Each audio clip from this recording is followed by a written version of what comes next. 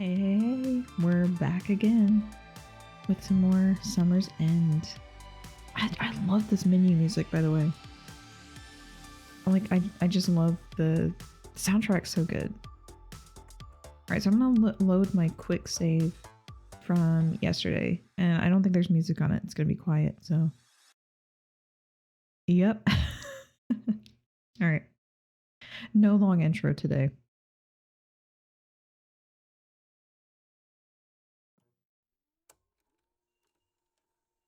And then we get this, I guess it's like footage of like Hong Kong back in the 80s.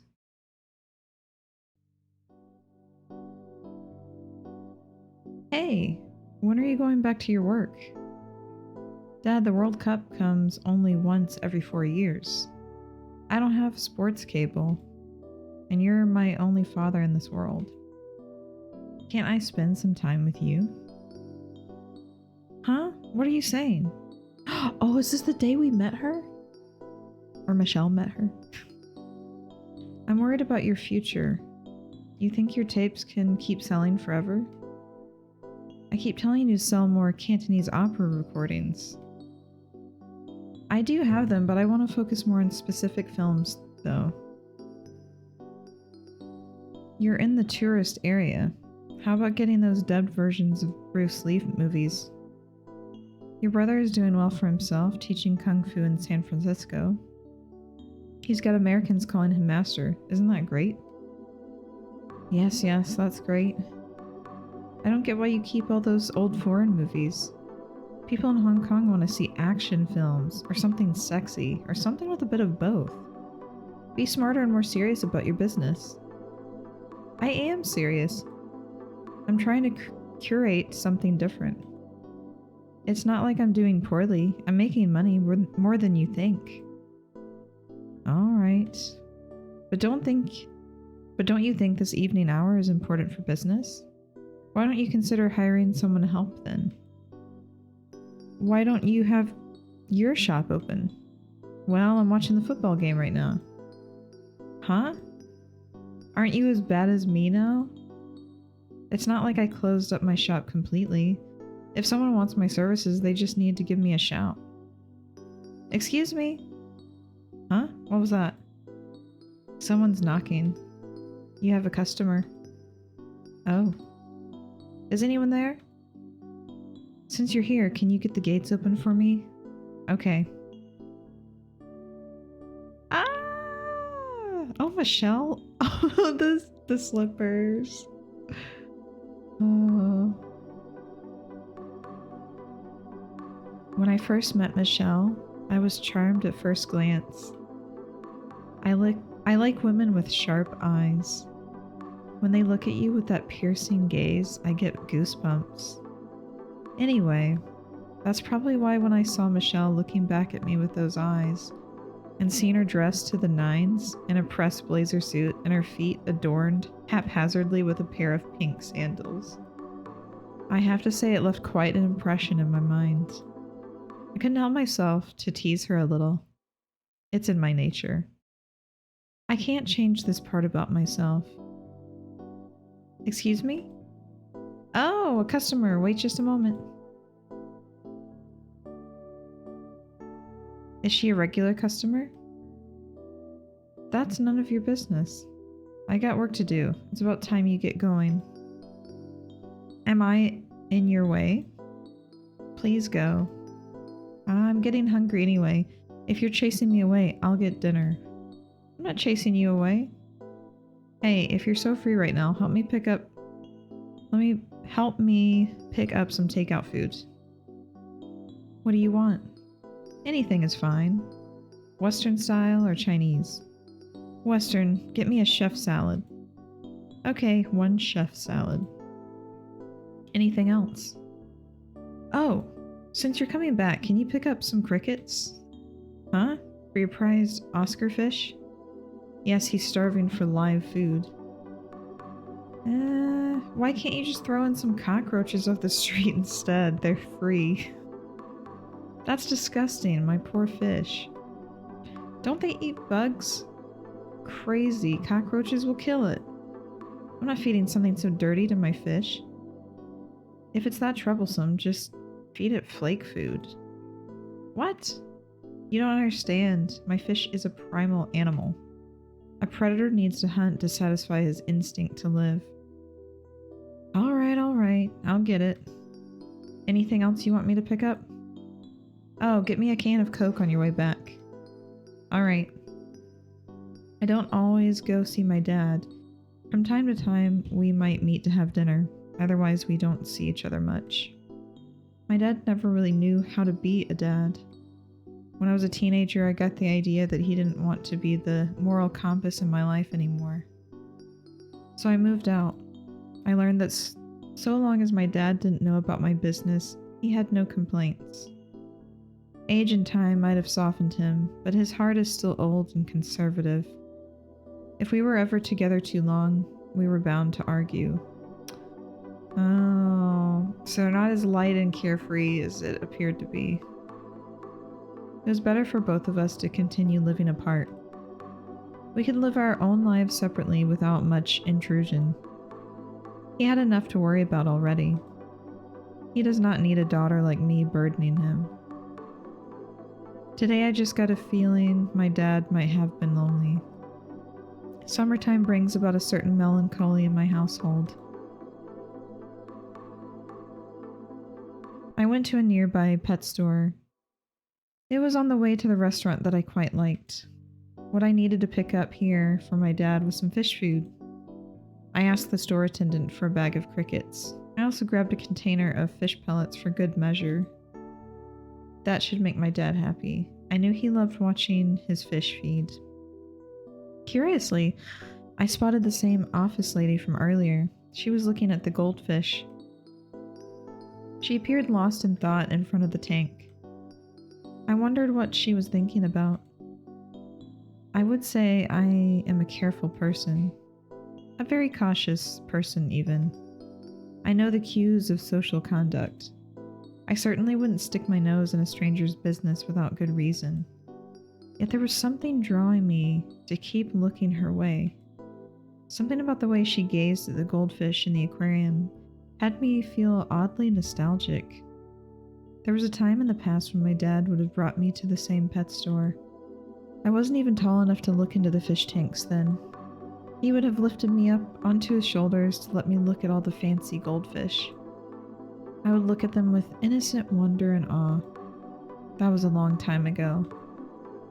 Was she reminiscing a similar memory? I wondered. I know. It wasn't my place to ask. It just felt like the world was a little smaller that night.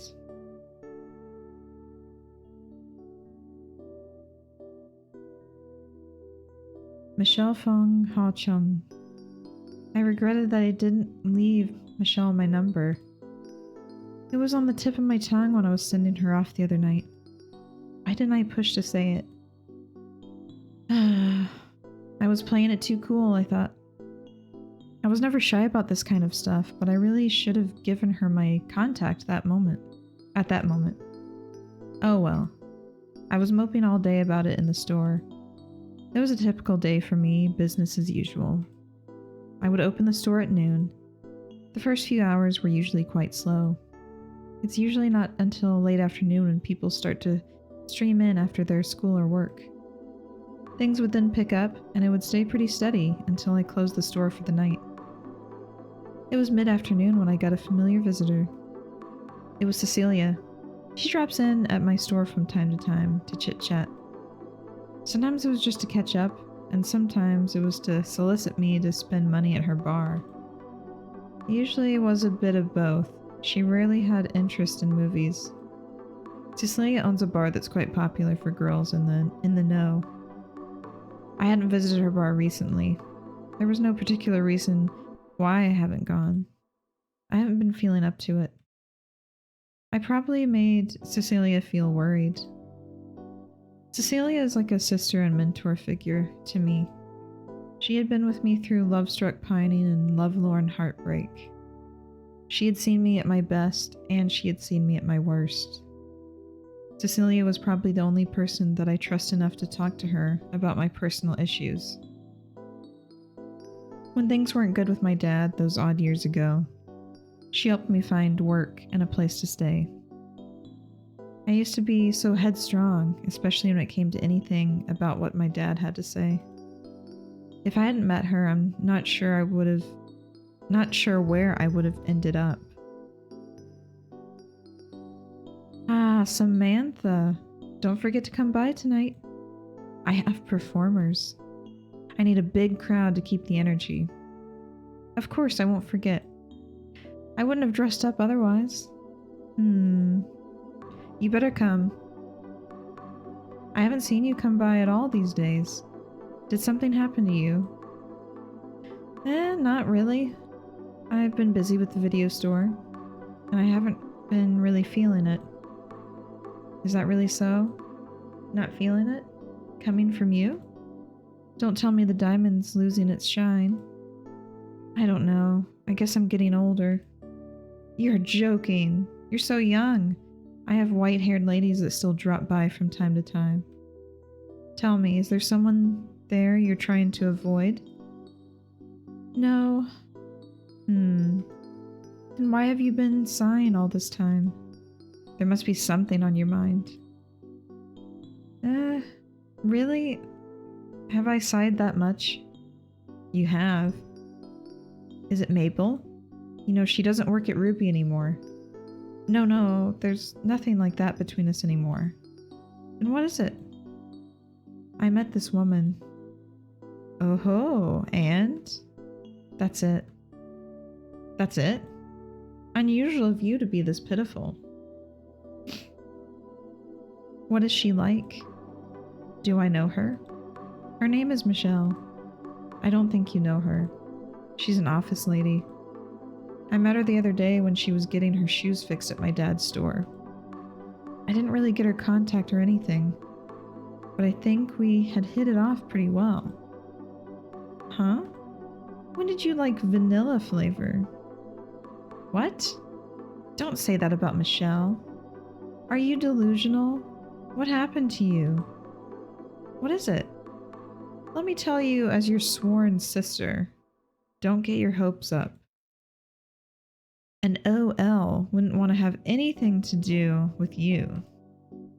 Fun and games, maybe, but don't think it'll be anything more. In fact, someone with an appearance like that is more dangerous than you think. Just because you've had bad experiences doesn't make it universal. I'm teaching you a lesson. Alright, let's see about it then. I think it's something. Something in your head. Well, I'll believe it when I see it. Okay. You're sure confident.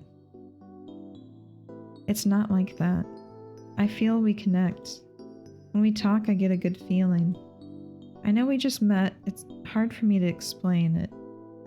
The feeling I have is like one of those stick-on pads for back pain. It starts off icy cold and then gets really hot. You know the ones you buy in the big bright drugstores? I think it's like that. Uh-huh. If you need medicine, you should try the Chinese herbs that I recommend instead. More trustworthy. I don't get why you like this type. I don't know. She seems to me like a straightforward person, but I feel like she has something quite interesting underneath her exterior. I want to get to know the person underneath. And I feel she's interested in me like that too. Huh, is that so? I'm surprised. I've never seen you like this before. Don't cry to me when you get heartbroken. I'll try not to. Well, if you do end up heartbroken, I really don't mind if you come to me. One of these days, you have to take me up on a trip to Brazil. Brazil? That's too expensive for me. I never asked you to spend your money. Just hold my bags and take some photos for me, alright? Cecilia. Well, I'd love to chat more, but I better get going. I'll see you tonight. Alright. You better come or else. Sure. Bye-bye, big sis. I know Cecilia was only looking out for me. It was a long shot for me to meet Michelle again. It was a big world. I got nothing else that connected me to Michelle. But somehow, by the luck of the gods, Michelle really did come by to see me. I hoped this little miracle didn't use up whatever luck I had entirely. Cecilia would be surprised, I bet. I couldn't wait to let her know. She's my closest friend. I wonder what she'll think. I haven't felt so anxiously worked up about something in such a long while. I like how we're getting, I really like that we're getting Sam's perspective now. That's really, I didn't think we would do that, so that's really cool. Always dancing on the fine line of subtlety between intent and indecision. Such is the reality of living between the margins of good and poor society. I knew in my gut I could not and should not push more than this. But was I in the wrong? Was I overthinking? Was it all a personal delusion? I know I haven't made my intentions clear, and neither did Michelle. There was an etiquette to follow in everything. If only I had been a man, it would have been all too evident. Some people prefer things like lukewarm water. I couldn't stand it. Give me something ice cold or scalding hot. Indigestion be damned. I suppose, though, if I were a man, someone like Michelle would have never gone along with me. What do you do? My mother in heaven, I'm sorry. You're watching over an errant daughter. Please, if you are hearing my prayers, please give me the strength and courage to live out the best and most righteous life. I watched Michelle dial a number from my phone. I was cool. I was as composed as the ocean. Michelle would call for a ride home, and I would return to the sea. But it wasn't as if fish were without desire.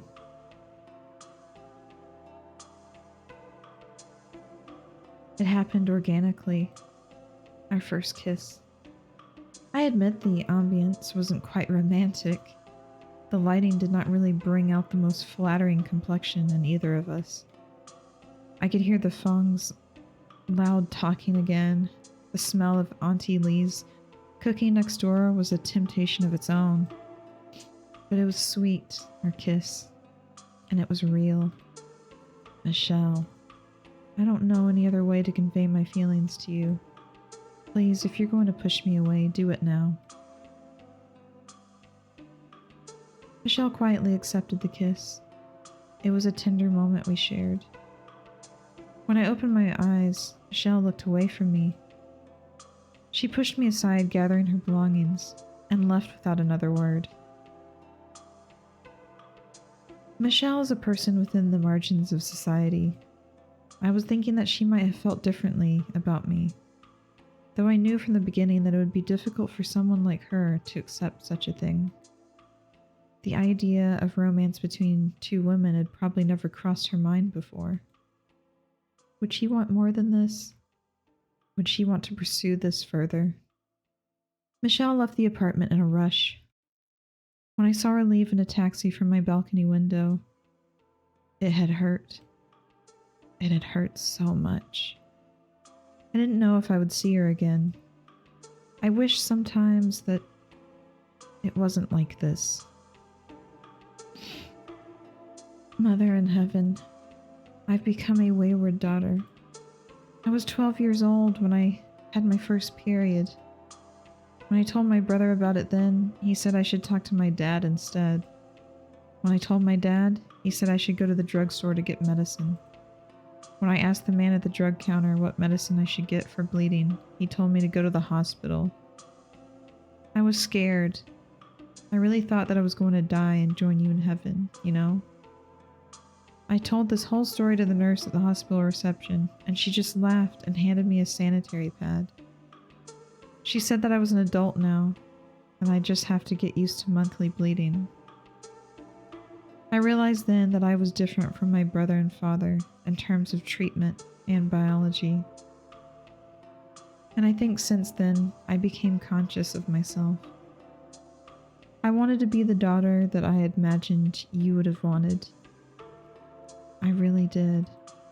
But things sometimes don't go the way you want it to go. I remember when I was 13 when all of my friends were talking about their crushes. I couldn't join in on their conversation. I felt I was no longer growing up along with them at the same pace. I was the first among them to get my period, but I was the last to feel a simple crush. How could that be? They said I was a late bloomer, but years had passed and I could never really bring myself to like another boy. It troubled me. If I couldn't find a boy that I liked, how would I be able to get married and become a good mother like yourself someday? The thought troubled me deeply then, and then it happened. When I was 16, a girl in my class said she liked me, and I liked her back. Simple as that. It just felt right. Maybe I was born with this wayward spirit. I don't know why I have this inclination in me. Was I a bad person? Was I in the wrong? In the end, I decided it wasn't anything to be ashamed about. It was too much to think about. I never meant to hurt anyone. Especially not you, and not Dad. Oh, Mother in Heaven, I know you're always watching me from above. Please don't think that it was your fault or your absence that made me become this way. I hope you can see this from above and understand, Mother. Please forgive me if I've made you sad. I'm doing my best to be a good, honest person for myself and everyone. Oh, I wasn't a good daughter to my father, but things between us aren't so bad anymore. It has been 10 years since then. Looking back, I can't believe I still did that. Leaving home the way that I did when I was still fresh from high school. My brother had already left for America. It was just me and my dad at home at that time. I had gotten into a big argument with my dad. He did not agree with my after-school activities or the relationships I chose to pursue. It wasn't normal for a girl my age to leave home. But it felt as if I had no other choice then. I couldn't bear it to be shamed and berated by my own flesh and blood day after day. So rather than bending to my father's will, I left home. I'd be like my brother and live my own life. I had a hard time making it out there on my own at first. I spent many sleepless nights wandering the city. I hadn't quite finished high school, so I had a hard time finding a job that could afford much of anything. I was running out of money fast. All I took with me was a bag of clothes and whatever cash I could find in the house. Odd jobs here and there weren't enough to cover my living expenses. I rotated places where I could spend the night. I stayed with friends sometimes. Other times I slept in hostels and cheap hotels. I definitely did not consider going back to my dad as an option then. It was pure luck that I met Cecilia. At that time, she was the manager of a bar that I stumbled upon. Something about her particular bar made me feel that it wasn't a bad place to be. So I walked up to her and asked for a job. Of course I was rejected, but I had a strong feeling about her. Something told me that Cecilia was someone who will change the direction of my life. I came back every night to see her, and you could say the rest was history. Good evening, gorgeous. Oh, look at Cecilia. You again? I have a name, you know. Beautiful? The nerve of you. For you, it's Miss Cecilia Cortez. Yes, miss. So what is it? I just want to talk to you. Talk again? How many times do I have to tell you? There's no positions here for you. It's not about that. I want to get to know you. Huh? Young girl, you're out of your league. I am? Look at yourself. Showing up here in a girls' school uniform. You're giving your school a bad reputation. What are you trying to pull coming here dressed like that? You think this is a daycare? Well, I am looking for extracurricular learning. Can you at least change out before coming here? People will think I'm intentionally letting in underage kids. I don't have any other clothes right now. Ah. All right. I'll hear you out, but not in here. I don't want anyone to think we're up to some funny business. Huh? I'm 18, you know. What? You look like you're 13. Show me your identity card. I forgot it. Hey, that's illegal, you know. What's so funny? I'm happy to finally sit down with you.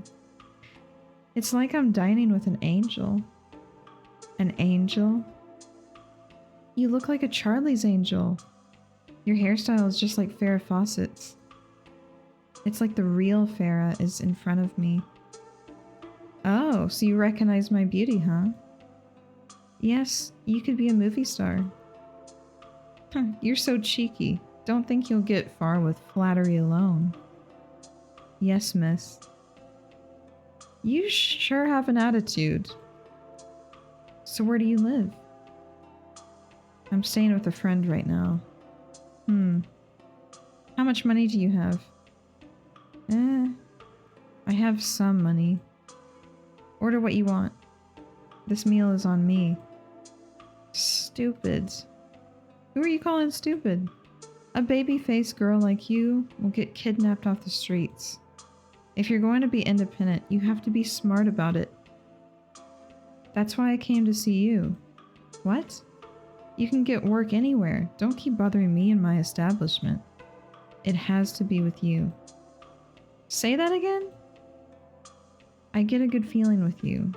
The lights, the music, all the people. It's comforting to me. I feel really good to be there. That's all. I want to learn from you. And learn how to create such a place for myself. You're strange. I guess. Are you still in school? No, I finished. I see. Can you speak English? I can. Say something. Hello, how are you? Are you visiting Hong Kong? No, sir. You cannot have a photo with me. Huh? Good enough, I suppose. How about your math? I'm an A-grade student. What's 14 times 12 minus 18? 150. That is elementary. Anyone would know that. You know, I was top of my class for math. A lot of people asked me to be their tutor. Okay. I have a cousin who needs some help at a record store. I assume you can pick up some shifts, right? Yes? Good. I'll put in a good word for you. Thank you. Is that all the gratitude you have for me? Can I work for you? That again? Come back to me with a few more years under your belt. What can you do at the bar? I can be the bartender. You can drink? I can. What do you even know about bartending? I can make you a drink. Oh? What will you make? I'll make something suitable for an adult like you. Between the sheets. Ha! What a precocious little girl you are. You're still a diamond in the rough. Learn a thing or two from the real world first. A diamond in the rough? Don't look down on me because I'm so much younger than you. Maybe I'll take over your bar someday. Such an attitude. You know, I'm not that much older than you. How old are you then? I don't need to tell you. Okay, baby girl. Your milk tea is here. Thank you. I promised Cecilia that I would work hard to repay her. I started working at the record store that she introduced me. introduced to me. It took several years to save up enough money before I could open my own video store. The original record store had eventually closed down, and Cecilia acquired the lease on the space for a good price. Home video was taking off. I thought it'd be my opportunity to make it big. When they first heard about it, my dad and my brother had their doubts about the video store. It wasn't just about money. I had my own reasons why I wanted to run a video store. It was really hard. Even with Cecilia's help in the beginning, it was difficult to turn a profit. Business was booming for so many people in the new decade, but for me it seemed like I was going to be left behind in the dust.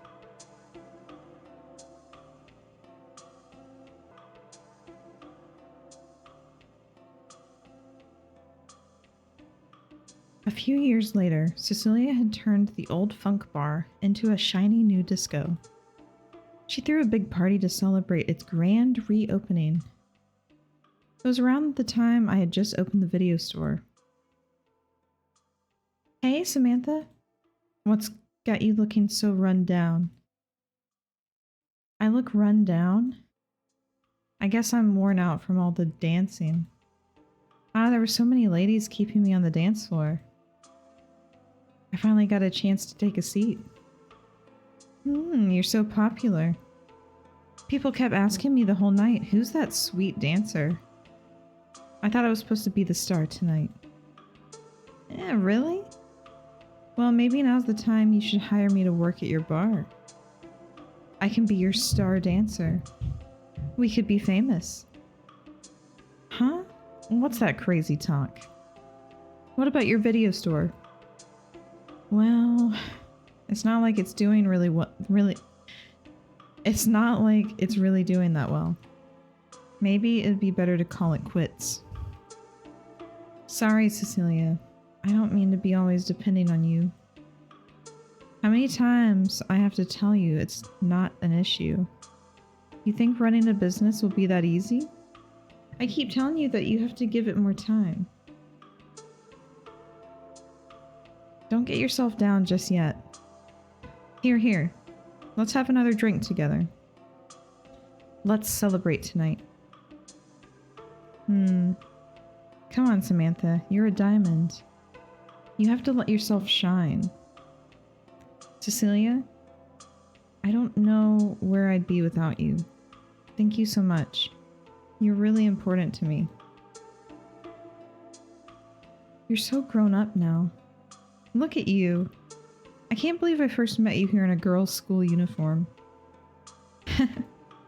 Do you like my look tonight? Sure, better than before. Don't you think I match you now? What? Are you drunk? I'm taking that drink away from you. I'm only letting you drink Coke. Come on, Cecilia. Enough acting like a big sis. Why don't we dance the night away? A year later, I was able to turn things around with the video store. Though I'm still close with Cecilia, I never did get a chance to work with her. Funny how things go sometimes.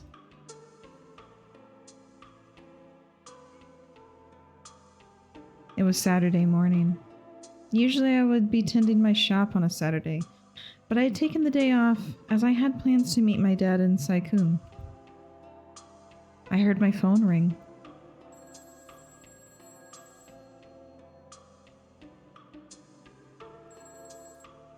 Hello? Oh, Dad? Yes, I'm on my way.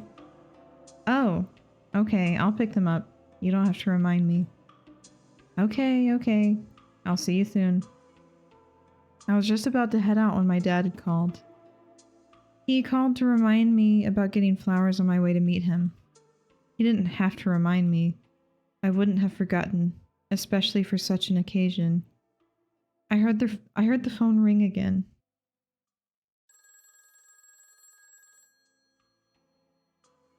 Again? When the phone sounded the second time, I let it keep ringing. My dad had a habit of calling back to nag me about some other thing.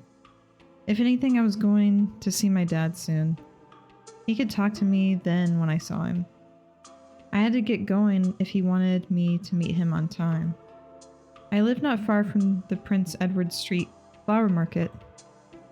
My mother used to bring me there a lot as a child. There were always a wide variety of flowers on display at the open air market. From my earliest memory, I remember my mother had always kept a vase of flowers in our home.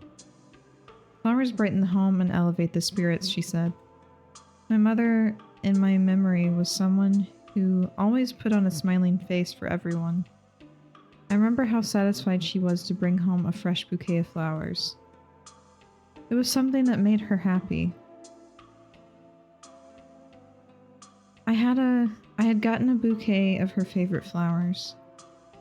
I was about to get on my bike and leave when my pager started beeping. I never thought I needed a pager, but it had been a gift from Cecilia. She said she needed to keep tabs on my whereabouts. I didn't like carrying it around at first, but now I admit it's quite useful to have.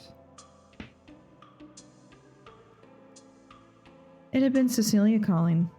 She probably wanted to meet for dinner later. I'd call her back tonight. As I put the pager back into my pocket, the pager buzzed again. I should at least hear her message. It wasn't good to ignore Cecilia. Who knows, maybe the shop was on fire. I dialed from the nearest phone booth. Cecilia had left me a message. It was about Michelle. She said briefly that she had met up with Michelle and that Michelle was waiting for me in the store. What was this? Of all the days that I actually have to be out. What should I do? I had a bit of time to spare. Oh, Mother, I'm sorry there's something else on my mind today. Please forgive your daughter's impure heart. She can't play around with games of romance for too much longer. Please understand, she's trying her best to live an authentic life. I made my way back to the shop. I saw from afar that the gates were shuttered. Was Michelle still there? I saw someone standing alone in front of the store. Ah! It was none other than Michelle. I quickly parked my bike and ran towards her. Michelle! She turned around and her eyes met mine. Please, just for today, come away with me.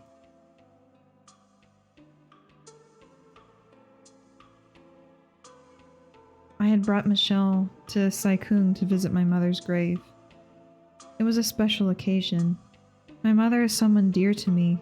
I wanted Michelle to understand this side of me too.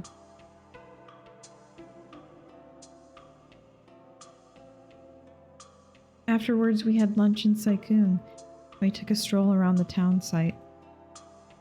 It was late afternoon when we had finished looking around, when Michelle pointed out the sign for stargazing.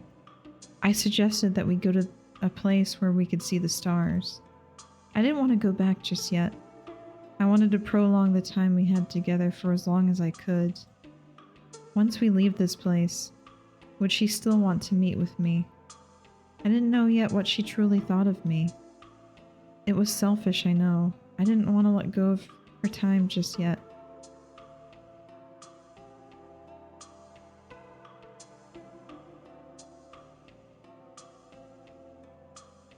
We made our way through the mountain road and down to the beach. It was just the two of us alone that day. The weather was quite warm, but it was comfortable in the shade. We sat down in the shade of the trees, and we looked out to the sea. Michelle placed a cool pack on my neck. It was a cute gesture. It felt nice. I wanted to lean against her, but I thought against it. I couldn't. There was an awkward tension between us. We talked together about this and that, but we both avoided talking directly about what we wanted to know most. Time was leisurely. As time passed by, I felt more at ease, and so did Michelle. We talked, we listened to the waves. I felt at peace. I never felt such a feeling before with anyone. I didn't want the night to come so soon. Eventually, the sun came down slowly, and then one by one the stars appeared in the night sky. We gazed at the stars. Michelle was inquisitive. I wanted to share with her all that I knew. And I was curious to hear from her what she thought. Would we share the same ideas? The same dreams? The same desires? I felt Michelle lean against me. She rested her head on my shoulders. Aw, is this when she fell asleep? Michelle had fallen asleep on my shoulder. She slept soundly. She looked a little flushed. It had been a long day for us out in the sun. Her eyes fluttered in her sleep. I wondered if she dreamt a dream. I gazed at her sleeping face and wished upon the stars a small wish. I didn't want to ask too much, but if I could be someone in Michelle's life, I'd be very happy. I didn't want to ask more than that. I just want her to be happy. The clouds soon covered up the stars. The night couldn't last forever, and the dream would have to come to an end. It was late into the night. We had gone back to my apartment. Michelle had been quiet since we returned from the beach. A silent air persisted between us. In my limited years of wisdom, I've learned the best thing to dispel tension was to eat. It's been a long day. Want me to put on a movie, or are you hungry? We can get something to eat. There's still a lot of late night eateries open here. Sam, I'm not hungry. Oh? I wanted to know from Michelle what she felt about me.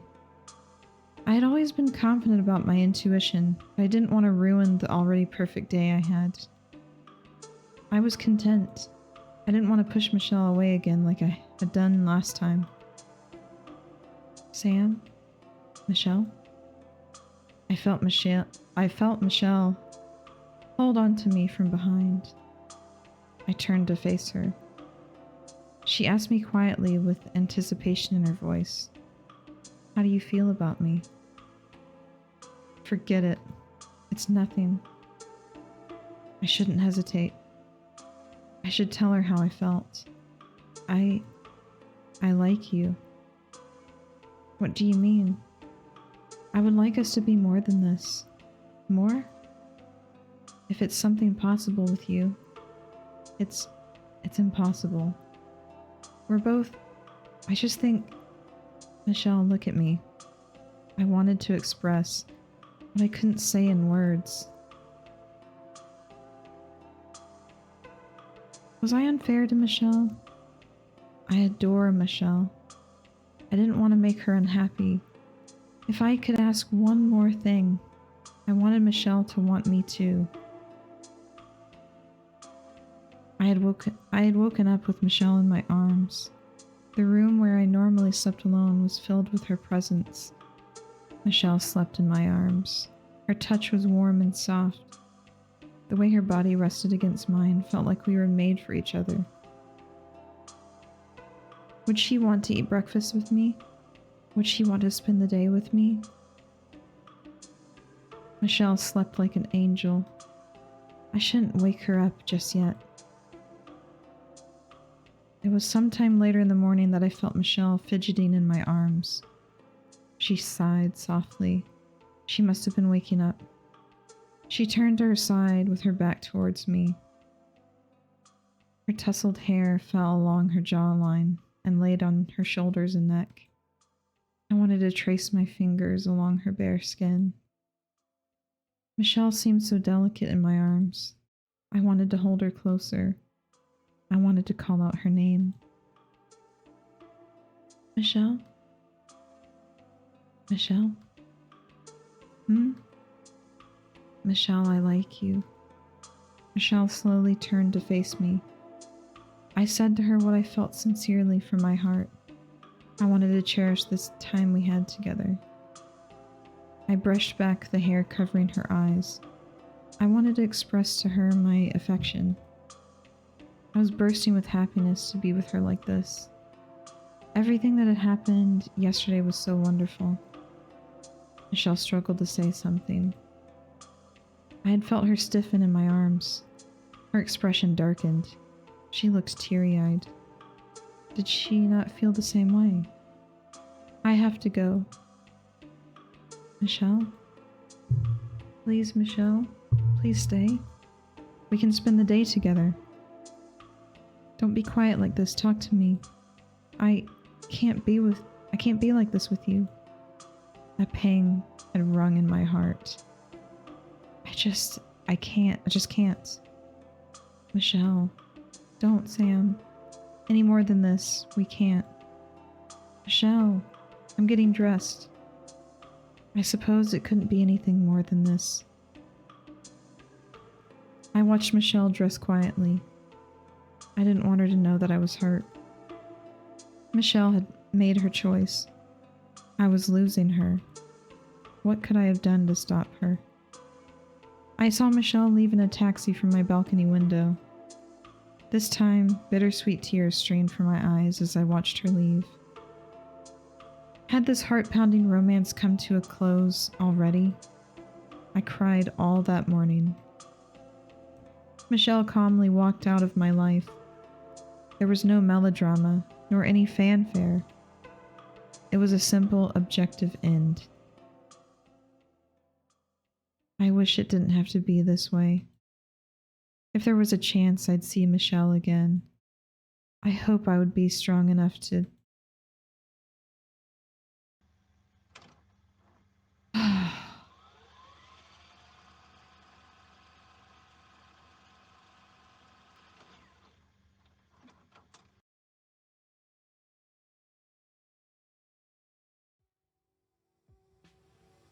Oh my god, I thought it was ending there. I was like, no, don't end like this.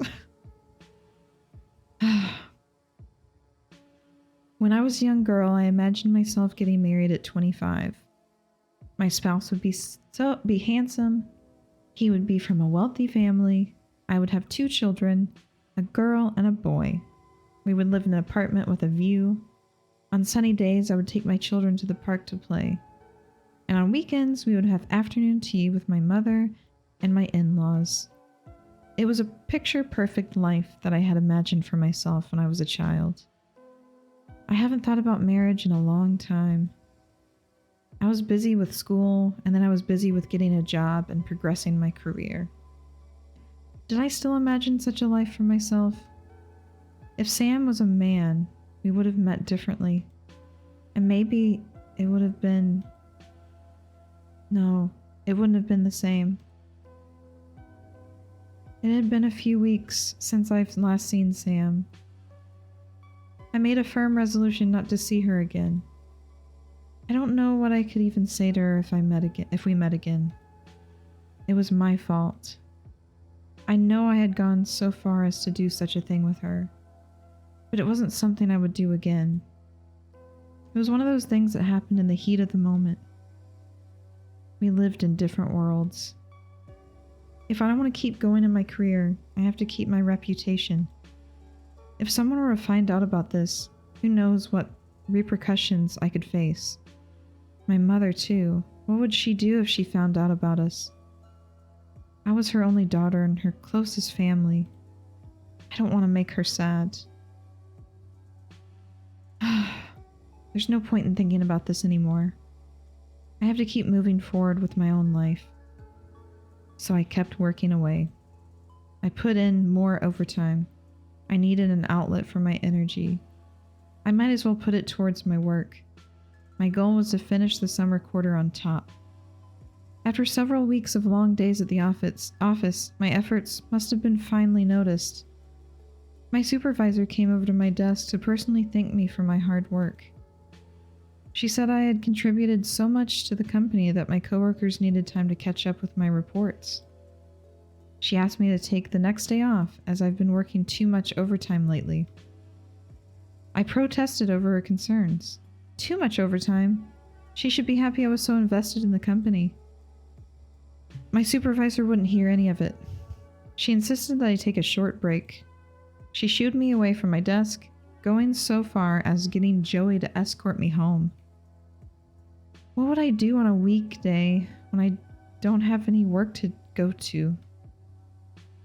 I read that really poorly, sorry. Michelle, you look pretty tired these days. Are you feeling all right? Michelle? Huh? Oh, that's right. I was on the train with Joey. Oh, yes, sorry. Is everything okay? Yes, don't worry. Just something has been on my mind lately. Were you bummed about the World Cup finals? Huh? I placed a bet with my friends who would win the final. I lost a few hundred on it. Oh, I'm sorry to hear that. It's okay. If you made a bad bet, I understand it completely. No, it's not that. No? Really, don't worry about it. If you're sad about something, the best thing for it is to eat a good meal. That's right. Why think when you can eat? That's what I like to say. Right. Oh yeah, there's this new beef brisket place. Have you had it yet? Which one? It's near your stop. Want to have it together? It's really good. We haven't gotten around to having dinner yet. I gave Joey a look over. He's nice. He's well educated. He has a good job. He's not bad looking. He seemed like a smart and clean-cut guy that my mother would approve of. I guess I should give this beef brisket place a chance. It was on my way home after all. I went with Joey to the restaurant.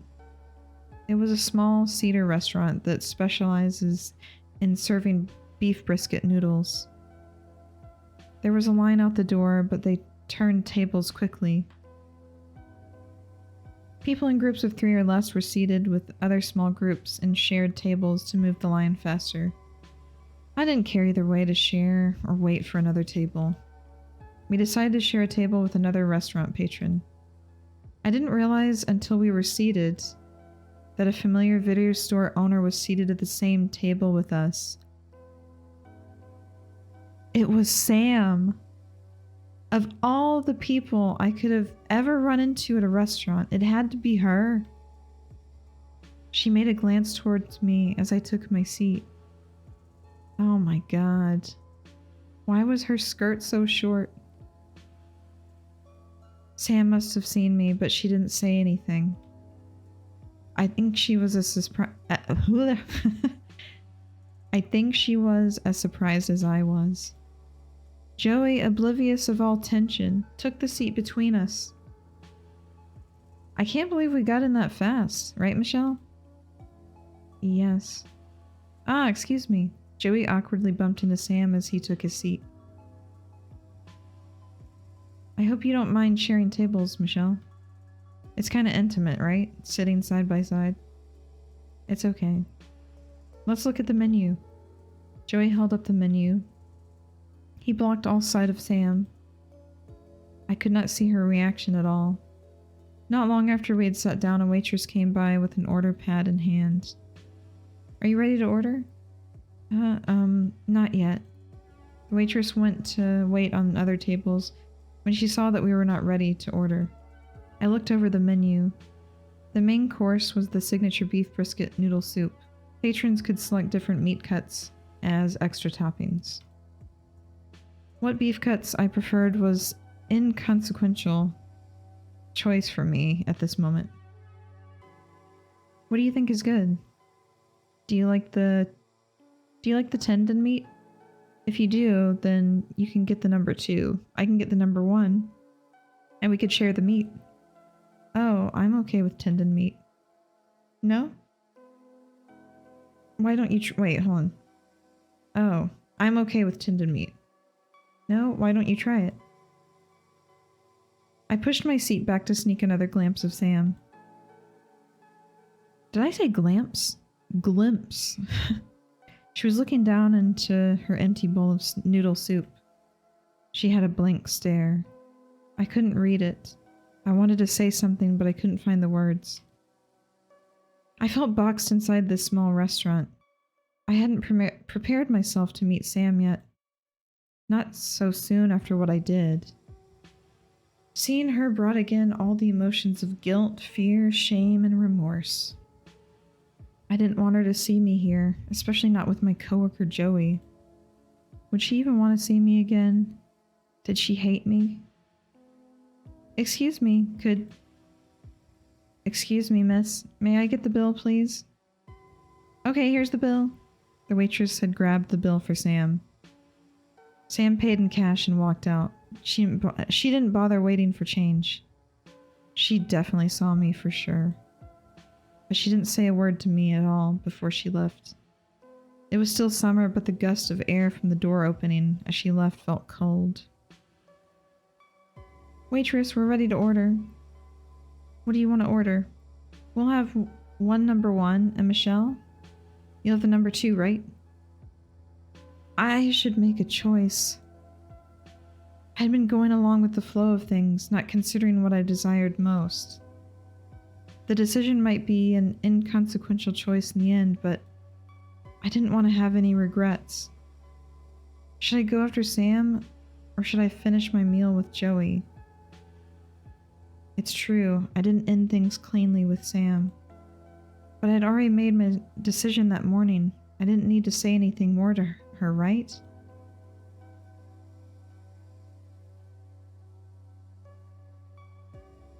Oh my god. If we choose that one, that's gotta be a sad ending, right? I'm gonna do a quick save though. I almost hit quick load, I would have died. Let's go after Sam. Wait. Huh? I'm sorry, I just remembered I had something important to do right now. I have to leave. Oh. Was that your friend there? You two kept looking at each other. Yes. If it's something important, it's better to talk face to face. You shouldn't keep her waiting. That's right. I'm sorry, I'll make up a dinner with you next time. Please enjoy your meal today, okay? I will. I'll see you next time at work. Yes, I'll see you. Excuse me. Okay, waitress, I'll just have the number 1 then. Make it an extra large. You know, Joey's an okay dude. He is an okay guy.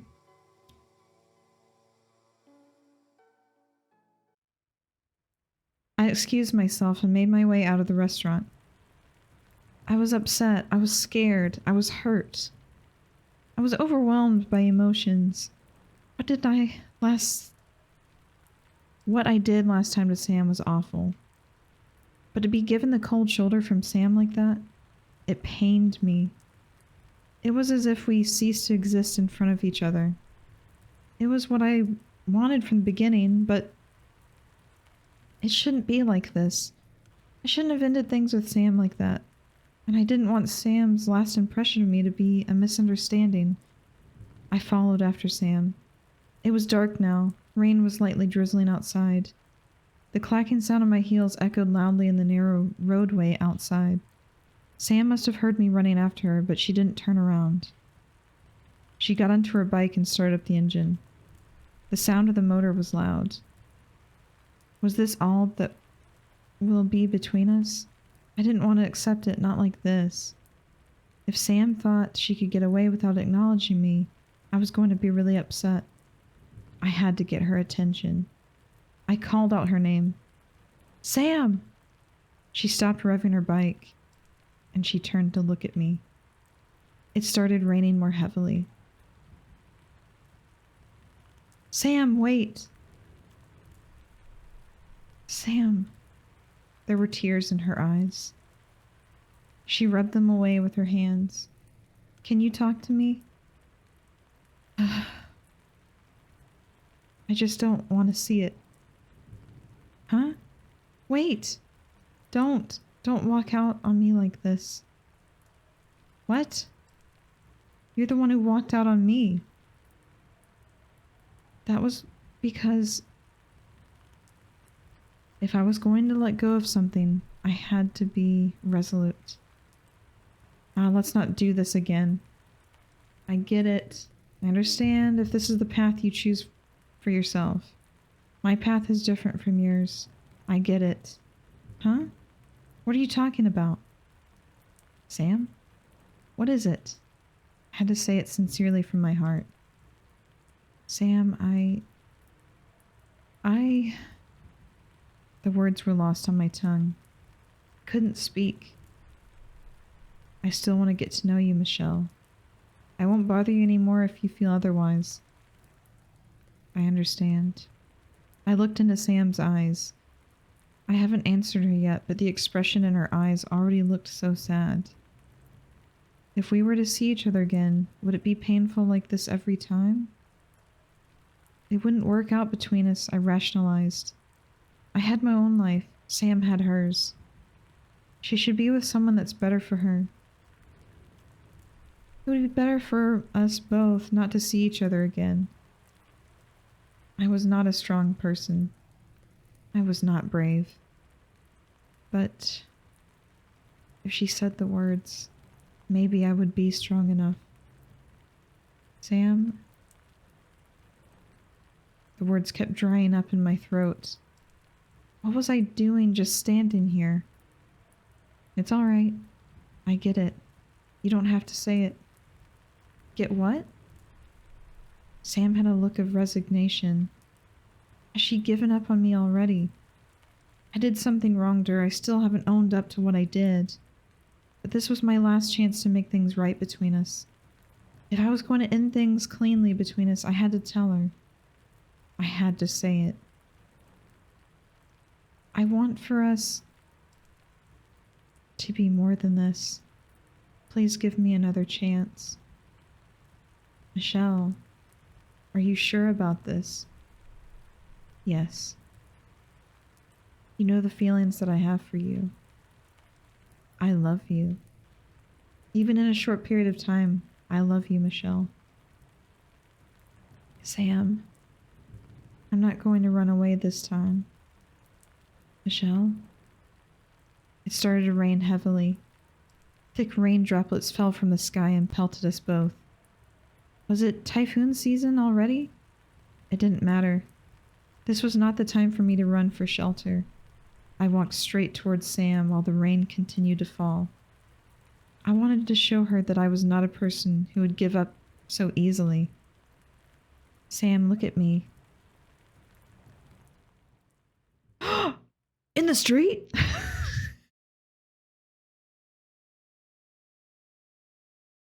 I pulled Sam towards me. I brought Sam's face right up to mine. And in the torrential rain, we kissed. It didn't matter to me at all if anyone else saw this. All I wanted was to be with Sam again. I could not let her go. Not again.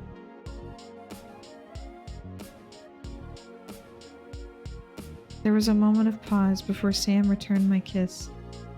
She was shocked, probably at my boldness. I didn't expect Sam to forgive me. It was understandable if she did not want to reciprocate my feelings. I readied my heart, but when I felt Sam put her arms around me and kiss me back, my heart overflowed with joy. I was crying tears of happiness. I never felt this happy before. The world around us seemed to pause for this moment. But of course, it never actually does. The rain continued falling on us. So much so that our clothes became heavy from the rain. It's raining so hard, what should we do? Let's get out of this rain. Would you like to come back to my place? We can talk more and get ourselves dried. It might change into a storm if it keeps pouring like this. Sam? Michelle? I missed you. I missed you too, Sam. It's a short ride, but would you mind sitting behind me? On your bike? Yes, if that's alright with you. No, it's fine. Hold on tight, okay?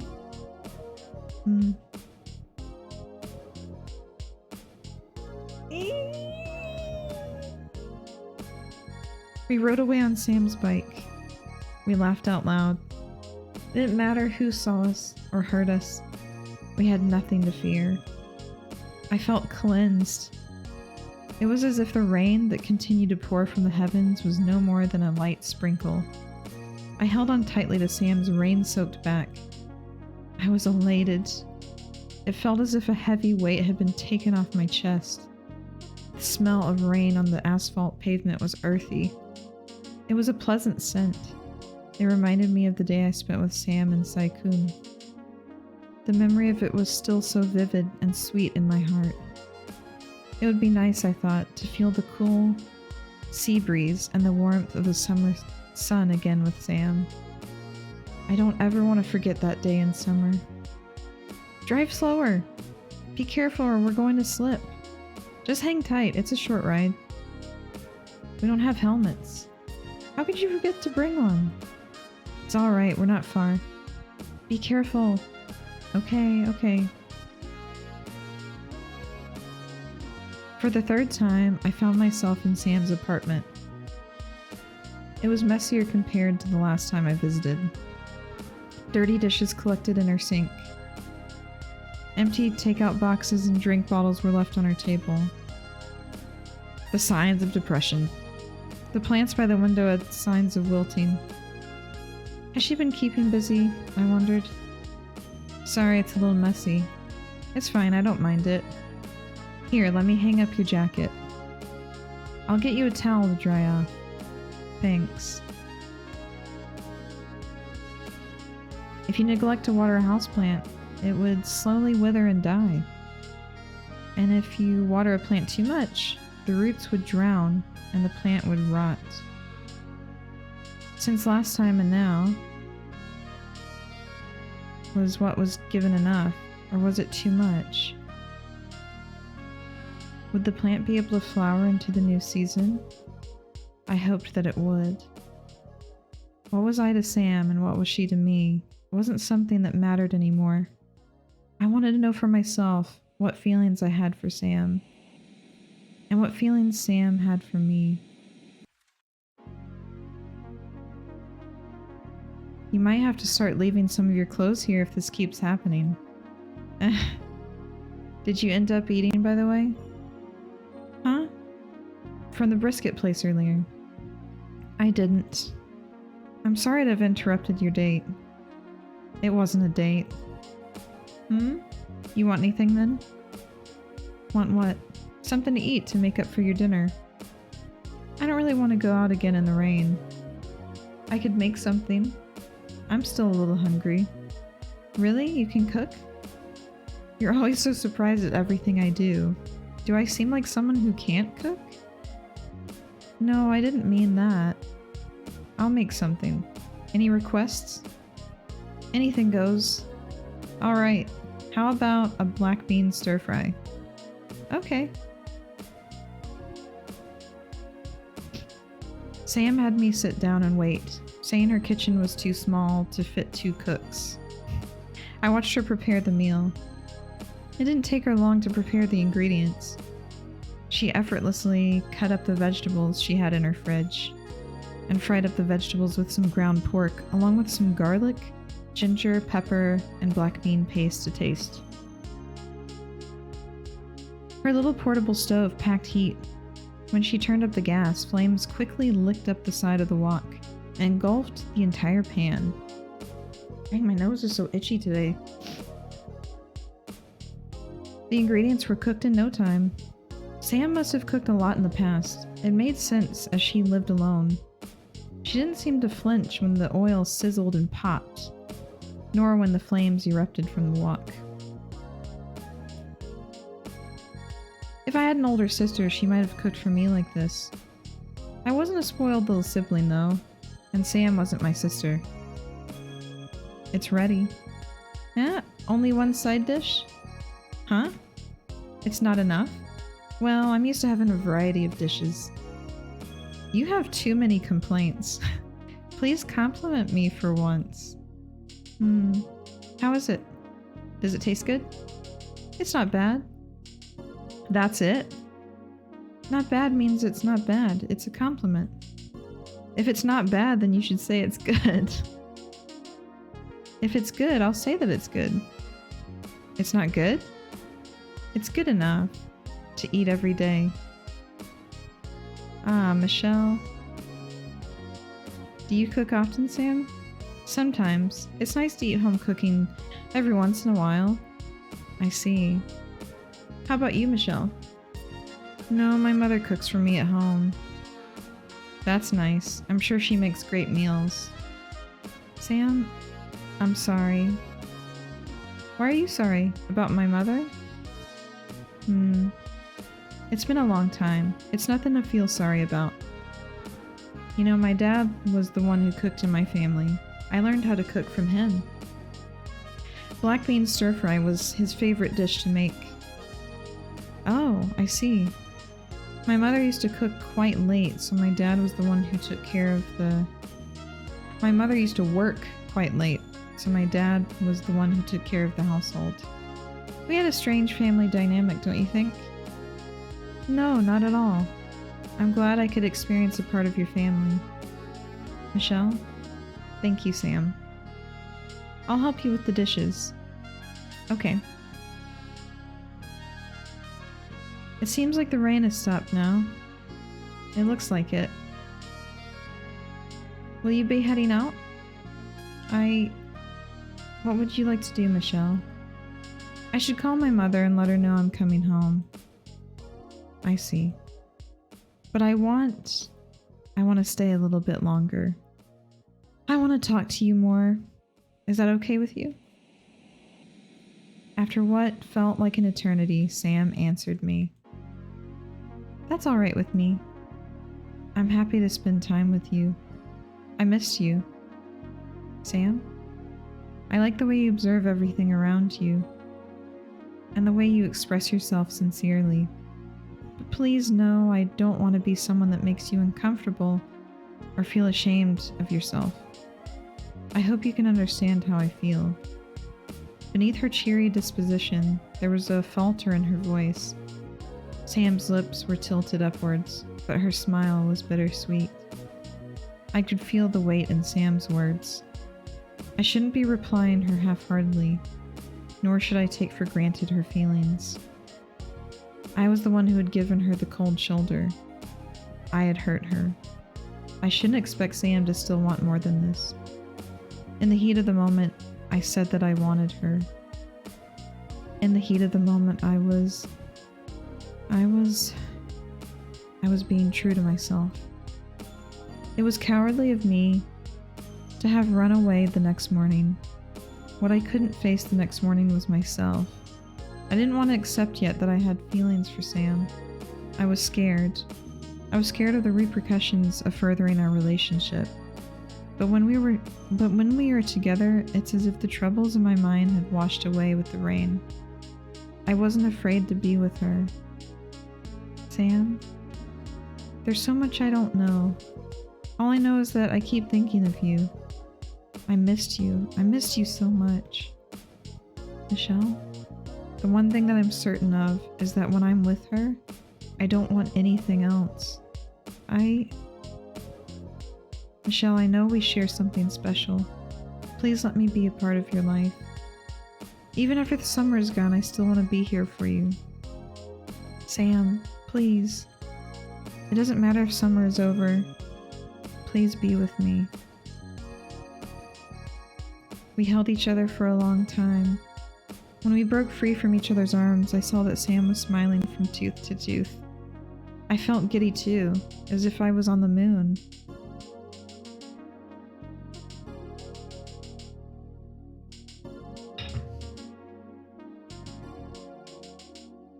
I never felt this way before with anyone.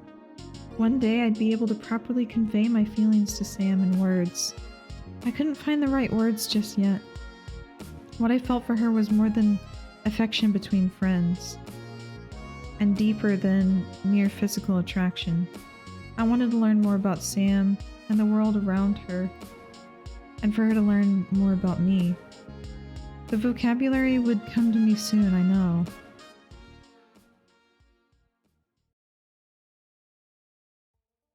Later into the night, I asked Sam to put on a movie for us to watch. She dimmed the lights and put on a video. We watched the movie on her bed. It was a light and funny movie. Sam laughed candidly. She leaned her head on my shoulder. Her hair smelled nice, I thought.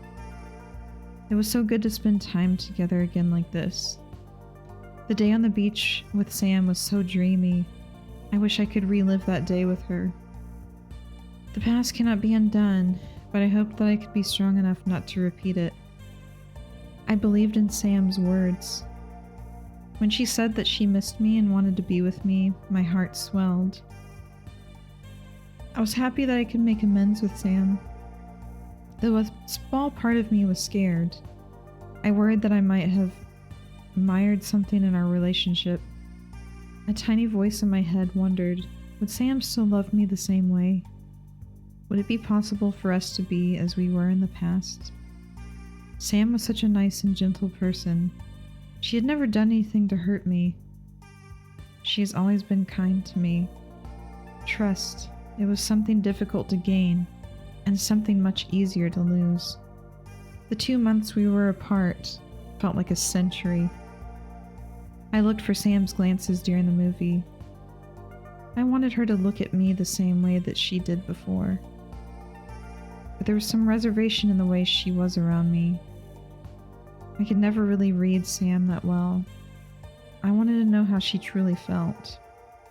I leaned back against Sam's shoulder and she automatically wrapped her arm around me. Her hand rested on my thigh. Sam moved her palm up and down the creases of my skirt slowly, as if it was her own idiosyncratic habit. I shifted my leg and fidgeted in my seat. I felt guilty, but I couldn't really pay much attention to the movie. A movie could be saved for viewing at another time. Tonight, what I wanted was to affirm the love that we have. One more time.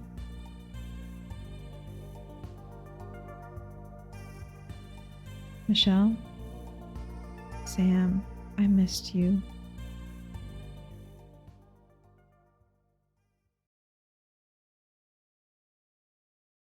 There was something incredibly indulgent about waking up late on a weekday that made it almost seem criminal. I had stayed over at Sam's place. It was late morning by the time the light of the sun streamed through the window blinds, its warm rays landing softly on our bodies. It gently woke us up from the slumber. We took our time getting out of bed. The world outside had already been long awake. I could hear the sounds of cars and the activity of people outside, while we still comfortably laid on the bed. I felt Sam drawing slow circles on my back. I turned to face her. She was beaming with radiant energy. It was dazzling. I felt shy. I wasn't used to being with someone like this. I buried my face in Sam's shoulder. She responded by tenderly wrapping her arms around me. It wasn't bad, I thought, to be close to someone like this. Being held and touched. It made my heart race. It was a beautiful September day. The sky was so blue. There was absolutely not a cloud in the sky. The air was refreshingly clear after the heavy rain last night. I was glad I could share this moment with Sam. We eventually got out of the bed. We showered and got dressed. I borrowed some clothes from Sam. I had trouble picking something out at first. Sam's closet was full of flashy, colorful outfits. Only Sam could pull them off the way that she does. I looked for something more plain and simple. While I was deciding what to wear, I noticed Sam was putting on a pair of jeans. I thought it might be nice to match her a little. I picked out a cream-colored turtleneck and a stonewashed denim skirt to pair. Cute! What do you think? Ah, you look great. You could be Miss Hong Kong. Really? Is that a compliment or an insult? It's a compliment. I'm saying it from the heart. You're beautiful. Do I look too young for this look? I don't want people to mistake me as your younger sister. I think the clothes look really fashionable on you. You look like the cool and independent woman that you are. Really? I hope I can match you. You look really stylish today.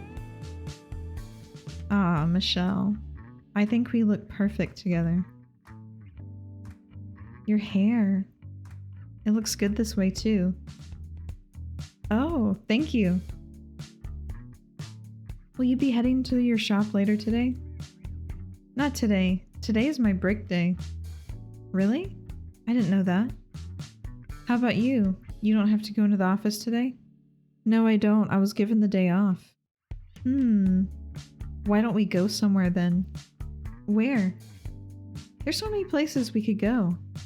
How about Ocean Park? It won't be too busy on weekdays. I don't really like amusement parks. Ah, really? Are you scared of the rides? I'm not afraid. They aren't exciting enough to be worth the lineups all day in the sun. You're quite amazing not to be excited by amusement parks. Is that so? I just think we're a little too old for them. Eh? You're never too old to enjoy something. I suppose. It's just today I want to look good in front of you. Michelle, I feel the same way. I want to show you off today. What would you like to do then, Michelle? Anything is fine. Anything except for the amusement park? Yes. No particular destination came to mind for either of us. We decided to go to the metro station and make our choice there. We played a game. One of us would blindly point a finger at the metro map, and we'll go wherever the finger landed on. It was decided by rock, paper, scissors, and I was the lucky loser. I approached the metro map. I closed my eyes and spun around. My finger pointed to... Hold on, let me... Pronunciation help. I want to make sure I get this right. Alright, I'm going to pronounce this as best I can. I just spent like a couple of minutes listening to a pronunciation online that I googled. So bear with me, and I'm really sorry if I butcher this. I closed my eyes and spun around. My finger pointed to Chim Cha Chung Chui. I'm very bad. It was anyway. On to the next thing. I really would love to actually watch somebody play this in Cantonese. That would be really really nice to me. I'm probably gonna look up some playthroughs after I finish this, because I'd like to hear the whole game in Cantonese. It would be nice.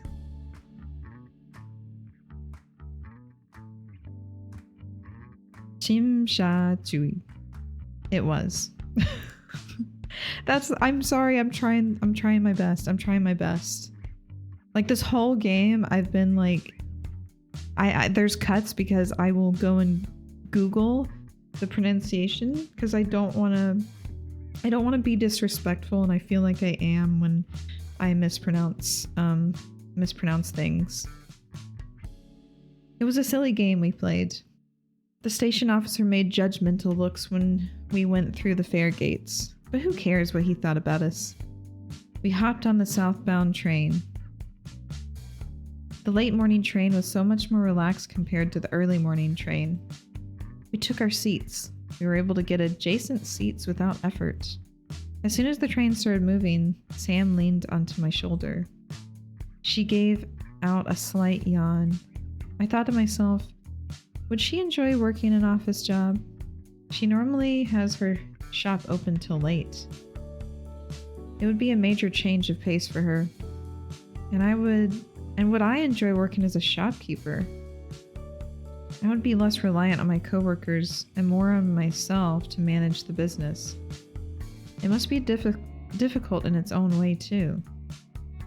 I can't believe I would have never met Sam if not because of a broken shoe. If it wasn't due to a fluke accident, we probably would have never crossed paths. Despite how different our lives were, we were able to understand each other. It's funny when I think about it. The next station is Shimsha-chu. Doors will open on your left. We arrived at the stop shortly. Our destination wasn't far. We didn't have anything planned, but with this good weather, I'm sure anything would be enjoyable. We followed the flow of late morning commuters. Our first stop was the shopping plaza nearest to the station. Ooh, look at these 80s fashions. What's better than shopping in the city? We had a leisurely time browsing through the stores. We tried on cosmetic products and clothes for fun. What do you think about this outfit on me? Oh, I love that. Way too old. Huh? Too old? Coming from Michelle? Coming from Michelle? What do you mean by that? What you have on looks like something I saw my father wearing once. Well, I was going for the folk look. What? Like a cowgirl from the American Wild West. Like Patty Page? Not exactly. I was thinking Kay Rivers. Who? Alright, Michelle. I want to see you try something on. Oops. I went a little too fast there. I don't really see anything I like. Let me pick out something for you. Michelle came out. Wait, I'm not ready. It's difficult to put this dress on. Okay, I'm about to come out. If it doesn't look good on me, just say it, alright? Okay. Don't try to flatter me. Ooh. So, what do you think? What? Are you holding back your laughter? No, I just think you look really sexy. Stunning. I think it's perfect on you. Really? Yes, it's a very modern look. No. An open back dress is too revealing.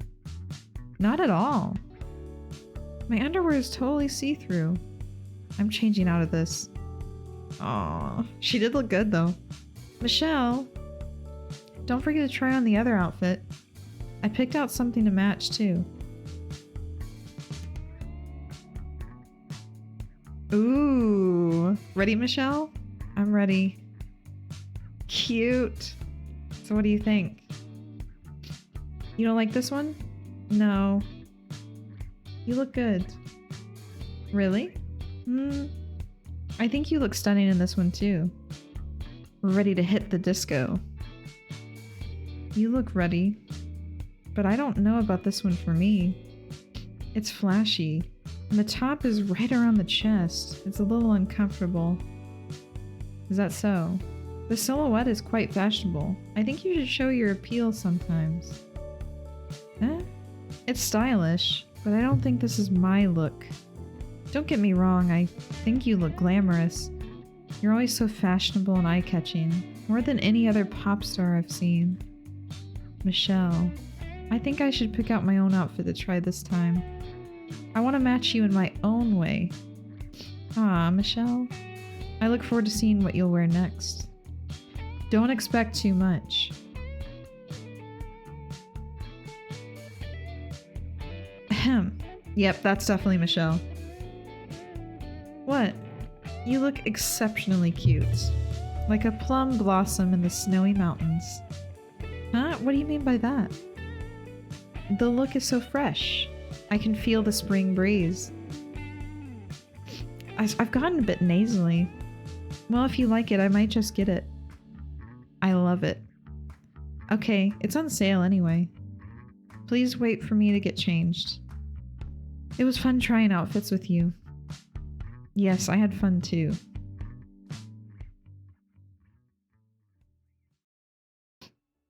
We walked out of the shopping arcade and followed the signs for the pedestrian footpath. We walked along Victoria Harbor as if we were tourists in our own city. Oh, isn't that beautiful, that skyline? It was a wonderfully sunny day.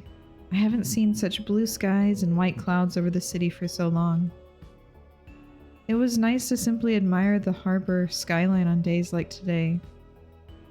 Michelle, close your eyes. Huh? Sam placed a white hairband in my hand. Huh? For you.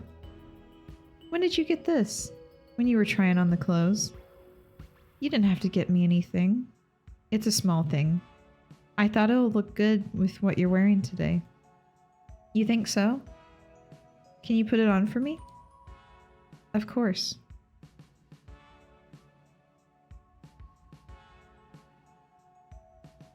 Sam placed the headband on my head. How do I look? Perfect. You compliment me too much. Please be honest with me. Flattery will get you nowhere. I am being honest. You've caught my eye since the beginning. And I don't say that just to flatter you. It's quite a clear day today, isn't it? It's nice after it rains. The air is fresh. It is. I should get a photo of you. No, thank you. Chateau Mate. Or Chateau Mat? What's that? A disposable camera. Fumi color instead of Fuji. What's that? I saw them selling it at the kiosk. Isn't it neat? Is it expensive? No, not at all. Come on, Michelle. Lean beside the railing. Do a sexy pose. I don't really like photos. It's okay, just stay there. The film is loaded. Let's not waste it, okay? 5, 4, 3... Wait! Say cheese! Cheese! Cheese. Alright, let's see the picture. Oh, it's disposable, so it's not a Polaroid. Shoot, I left the flash on. I wonder how it'll turn out. Probably terrible. Throw it away. No way, I'm going to use up the whole roll today. I'm going back in the mall. It's getting too sunny. I can't take the glare. It's not at all. It's our first date together. It'll be an important memory for me. It's nice to have something as a memento. Don't you think so?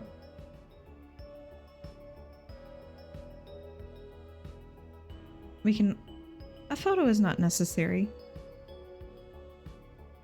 We can always go out like this and make many more memories. Michelle. And besides, you already got me the ribbon. It's a good enough memento for me. Aw, Michelle. Let me take another photo. Instead of just me. Do you think it's alright if we ask someone to take a photo of us together? Of course. Let me ask someone. One moment, okay? Okay.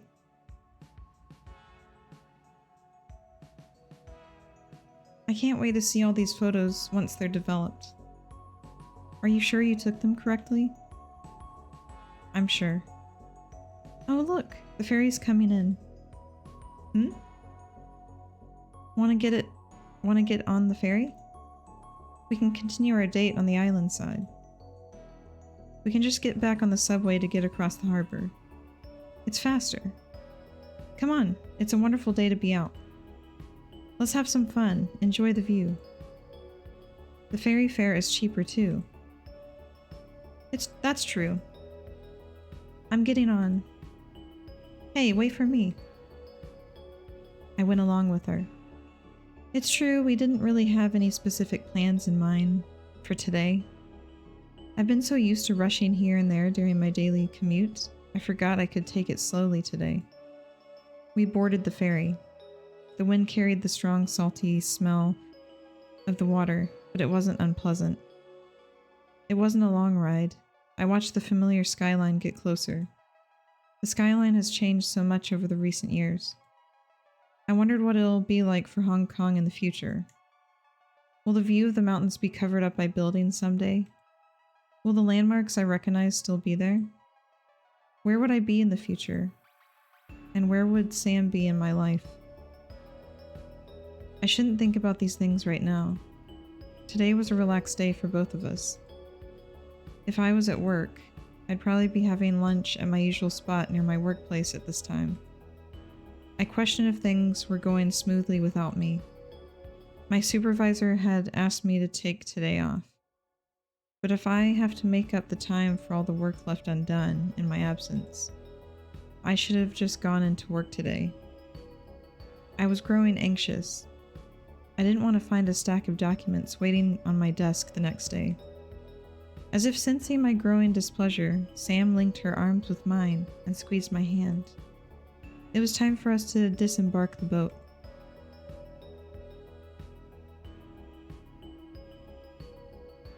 Look, there's a ding-ding tram waiting for us. Hurry, we have to hop on and make our escape. We're not in a movie. Please humor me. Okay. Oh no, the tram is starting without you, Sam. Hurry, let's get on. Stop the tram. We got on whatever tram that was stopped near the port. I forgot to check the tram number.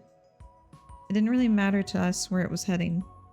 I looked at all the buildings that passed us by. I saw my office building in view. I told myself that it would be alright. My coworkers were more than capable of filling in for me during my absence. I will not think about work today. Sam tapped my arm and pointed to something outside the tram window. It was a weird advertisement for bug spray. Hey, don't stick your hands out the window. My father once told me that he saw someone lose his arm on the tram. Does that actually happen? It did, and it could again. Really? The tram moves so slowly. It's still dangerous. Please be careful. Alright. Now that I think about it, I haven't ridden a tram in a long time. Is that so? Do you use your bike instead? You know, my cousin is actuary for an insurance firm. She said that motorcyclists are 7 times more likely to get into fatal accidents. That's crazy. Are you worried about me, Michelle? I'm just stating some statistical facts. Well, I don't take it into the city that often anymore. The roads are getting busier and busier. I mostly use it when I'm going to the countryside. I see. Do you drive, Michelle? No, I never learned how to drive. I see. I want to get my license one day, though. It's something I've been putting off for far too long. There's no need to rush. There's so many bus lines these days, and they're always talking about expanding the subway. I don't think they'll ever build one all the way to Kowloon City. Maybe someday. I'd like to go on a road trip someday. A road trip? I think it's exciting to be able to go anywhere the road will take you. Really? Do you travel a lot? Not much at all. I'd like to take it if I had more money. Money aside, if there's a place you could go, where would it be? California. California? I like warm places. The thought of getting in a car and just driving for a long time on some winding road, with the wind in your hair and the radio on loud, I think it'd be fun. I thought you had already been there before to visit your brother. It was a short trip and I didn't really get to go anywhere then. It was one wedding banquet after another, and then I had to fly back home with my dad. I see. I want to see the ocean again from the other side of the world. I never like to be anywhere far from water. It just doesn't feel right. Are you a fish? Perhaps in a past life. Say, what is it? Do you ever think about where you would be after 1997? Your brother lives in the United States. I'm sure it wouldn't be difficult for you and your father to get a green card. I thought of it, but Hong Kong is where my livelihood is. If we left, there would be no one to take care of my mother's remains. More or less everyone that I know is all here. To uproot myself and start all over, I'm not sure if I would want that for myself. Hong Kong is my home after all. It's a place filled with important memories. Don't you feel uncertain about what the future holds? That date is just another 10 years away. Do you really see yourself living freely then, as you do now? We don't know what the future will be. The handover is an inevitable outcome. We have to think about it now. My coworkers are always talking about it. Some already started their immigration applications. What about yourself, Michelle? Do you plan on moving away? Me? I'm not sure. I don't have relatives overseas who could sponsor our immigration. If I go, I'll go anywhere our passports will allow. Perhaps Canada? It seems like a peaceful place. The air and weather might be good for my rheumatic mother. Canada, eh? I've never seen snow. It might be nice to visit in the winter. I thought you said you liked the warm weather. I never said I didn't like snow.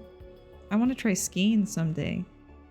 Are you entirely pessimistic about Hong Kong's future? It seems so unstable.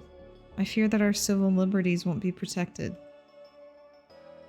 It'd be better to leave before it gets worse, I guess. If everyone packed up and left, what would remain of the city? What's wrong with people wanting to live their own lives and achieving their dreams? I have hope for a democratic future. As long as people are willing to stand for what they feel is right, we can enact change for the better. I want to treasure this city. Its people, its culture, its history. If we don't try to protect it, who would? And we shouldn't stop at protecting the status quo. We should try to make it a prosperous society for everyone. It's the right thing to do. That's not realistic. Well, even if I moved away, I'll probably find myself coming back one way or another.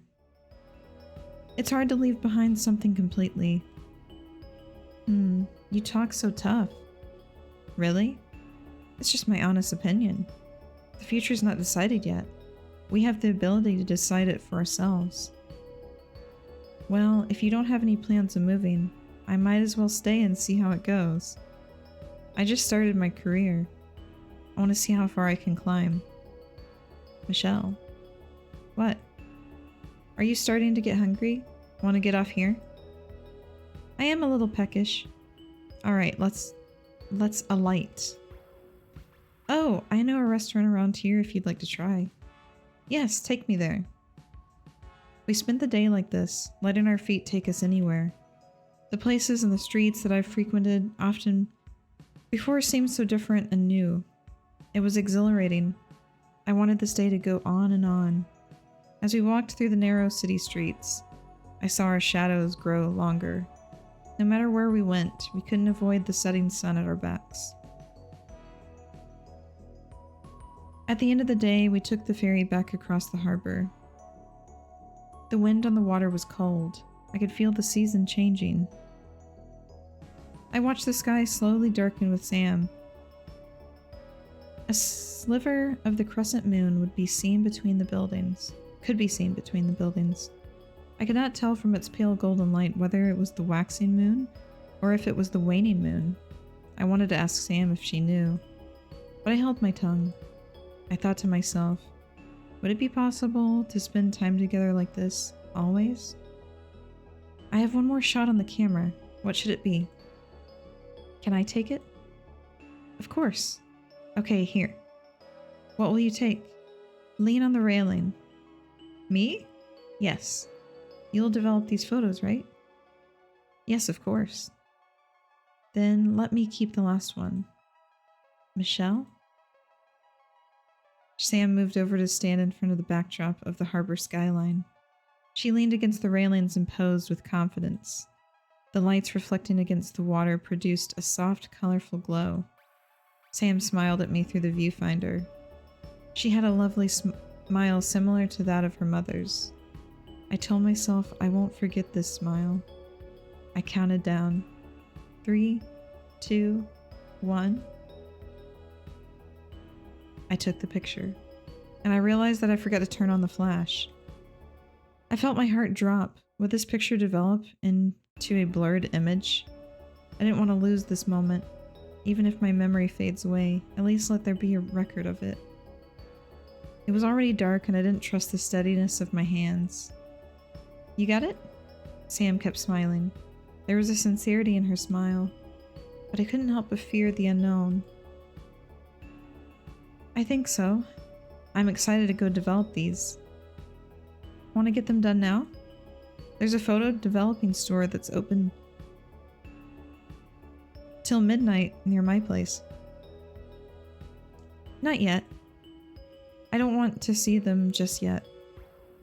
I want to keep today in my memory for a little longer, so I could look back on them later with fondness. Are they gonna actually exchange numbers this time? Michelle? It had been a thought lingering in the back of my mind that I would eventually have to go back home. I was courageous when I was with Sam, but I feared that once I returned home, I would go back to my old way of thinking. I didn't want to be alone with my thoughts just yet. I'll be here for you. We can be together like this again and again, and create many more memories together. Sam, I know. I just had a good time with you today. I'm scared of losing it. I don't want today to end. Me too. I wish to be together longer than like this. Sam? But I'll be here for you tomorrow and the next day. There's nothing to fear. Sam? I want to be with you more too. But I should be heading home. My mother must be worried about me. I'm really sorry that I can't be with you more than this right now. That's alright. You think I won't let you go home? Well, no. Do you want to see me again? I do. I want to see you again. Me too, Michelle. I want to see you again. Sam, I feel ashamed. Not because of what we've done, but because I have to hide something. You're a good person. That's why you feel this way. Sometimes the truth can hurt someone more than a lie. And other times it hurts more to lie to yourself than it does to pretend for another person. Whatever you choose to do, the most important thing is your own happiness. Sam? Can you accompany me home?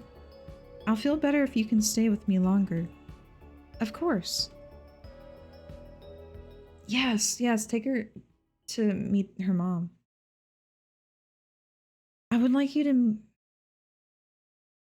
Would you like me to wait a bit for you? It's alright. I can head back in by myself. Okay. Thanks for spending the day with me. I had a really good time. Me too. It was wonderful.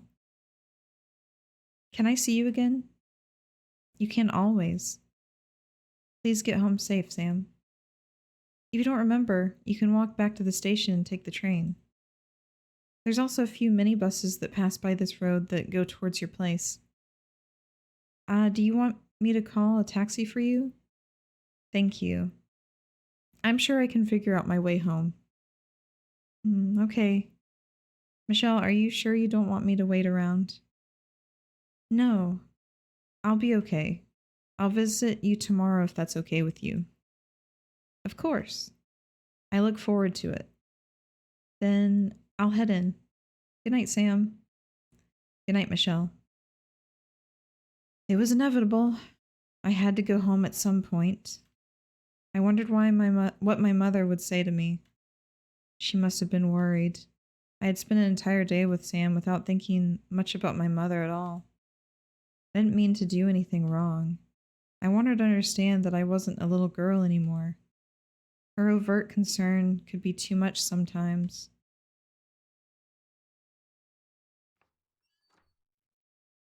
I'm home. Mother? I looked around the kitchen. The kitchen was spotless.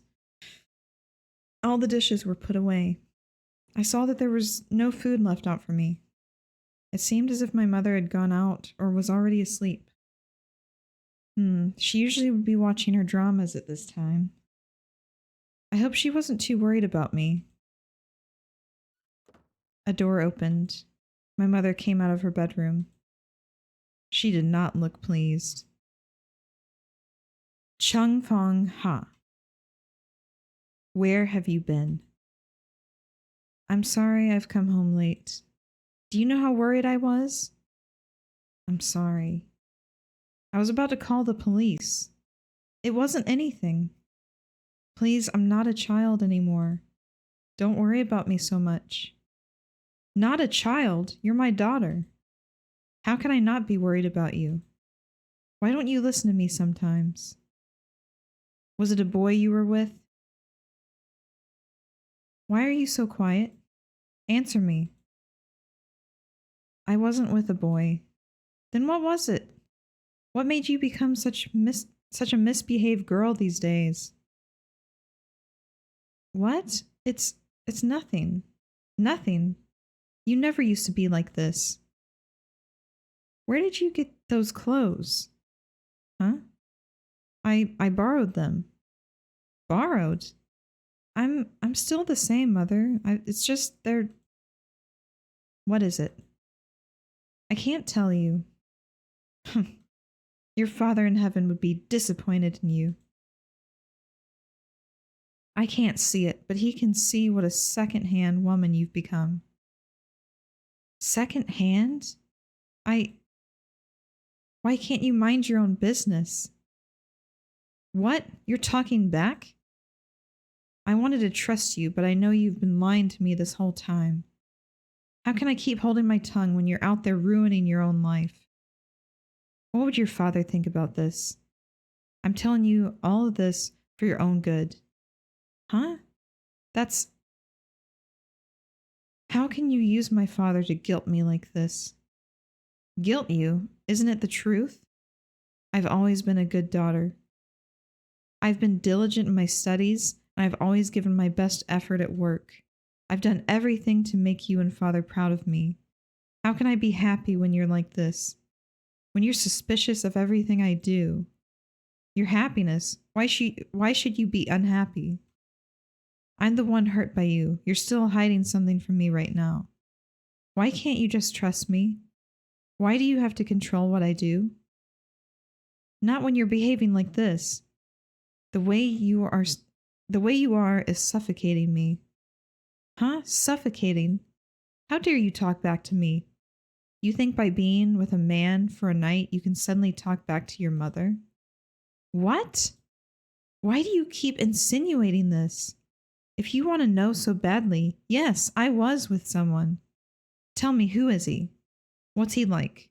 Is he educated? What? I was with another woman. Another woman? What? Is he married? An affair? No. I was together with a woman. We're together.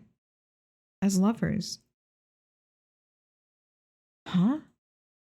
Mother, I'm lesbian? How could I ever tell you that so easily? That I'm... The words choked in my throat. Mother? Was it HKU? Was I a bad mother? What did I do to make you turn out like this? Mother, I can't look at you right now. Mother? I will go. I grabbed a few things and I quickly left the house. Our argument happened so quickly. We had said so much in that heated moment. I was ashamed, not at myself, but for making my mother feel hurt. I couldn't explain why I got so upset at my mother. I should have been upset at myself. I was honest to Sam, but I couldn't be honest to my mother. I kept lying to her. That was why she was so hurt. But I'm not sure if I could ever go back to my mother. I'm not sure if it was the right thing to have told her the truth. She was in such a shock. My mother's heart is so old and traditional. How could she ever accept this part of me? She must feel ashamed and disappointed in me. I'm sorry. If my father was still here, I'm sure he would be upset that I've become something of scorn to my mother. And he too, he would be ashamed of what I've become. I want my parents to be proud of me, but I just can't. I can't be everything for them. I can't be the daughter my mother wanted. I can't be the one who will make her proud. Meeting Sam and being apart from her made me realize that I couldn't go back on the love that I found. I was happy when I was with her. I was truly myself. I couldn't go back on that. I shouldn't have to hide what I did for the sake of my mother's comfort. I couldn't leave Sam again. I thought of my mother's words. They repeated in my mind. How she treated me was much too harsh. Instead of anger or resentment, what I felt was a bitter sadness. Hot tears poured from my eyes. I've become their disappointment. I didn't want to second guess myself again. What I did wasn't wrong, right? I just know I couldn't go back to my mother. I felt so guilty and ashamed to have caused her this pain. How could I ever face her again after this? I cried alone outside. The familiar street no longer felt like a part of the welcoming neighborhood that I once knew. I wasn't sure what to do. I had recently gotten Sam's number, but would she be alright if I imposed on her? The conflict I had with my mother was mine alone. I shouldn't have to involve her in this. I had all my bank cards. I'm sure I could find a temporary place to stay. As I was looking through my bag, I felt someone tap on my shoulder.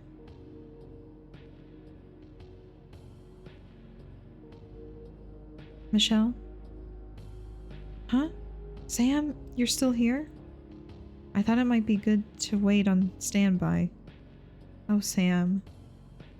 Are you all right, Michelle? You're all teary.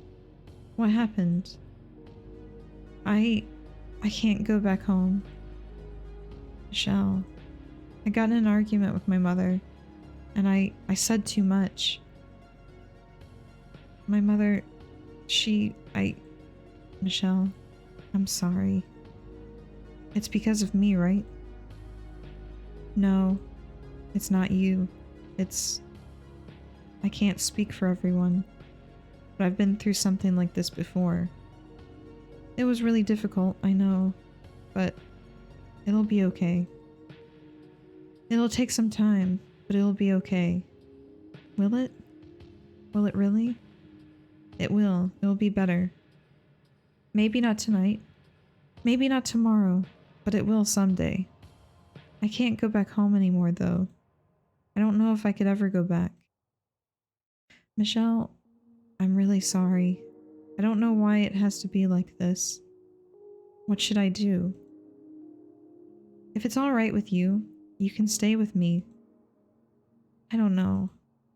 I don't want to burden you. It won't be. I don't want to force onto you my own problems.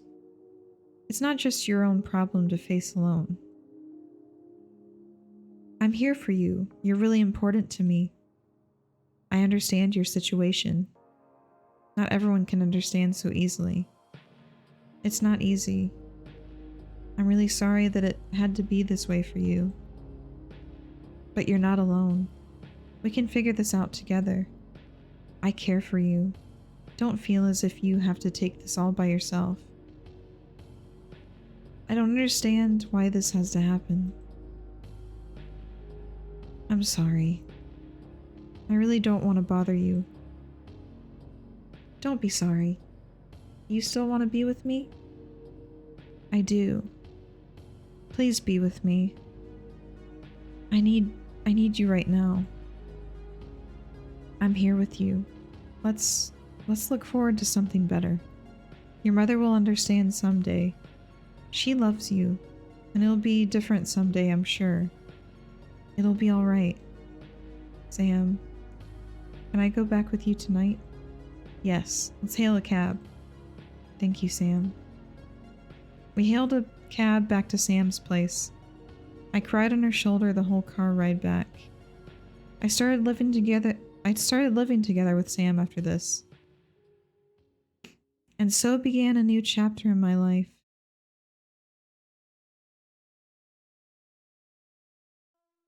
Several months have passed since I had that confrontation with my mother. I tried a few times to call her, but every time I heard the phone sound, I found myself hanging up after the first ringtone.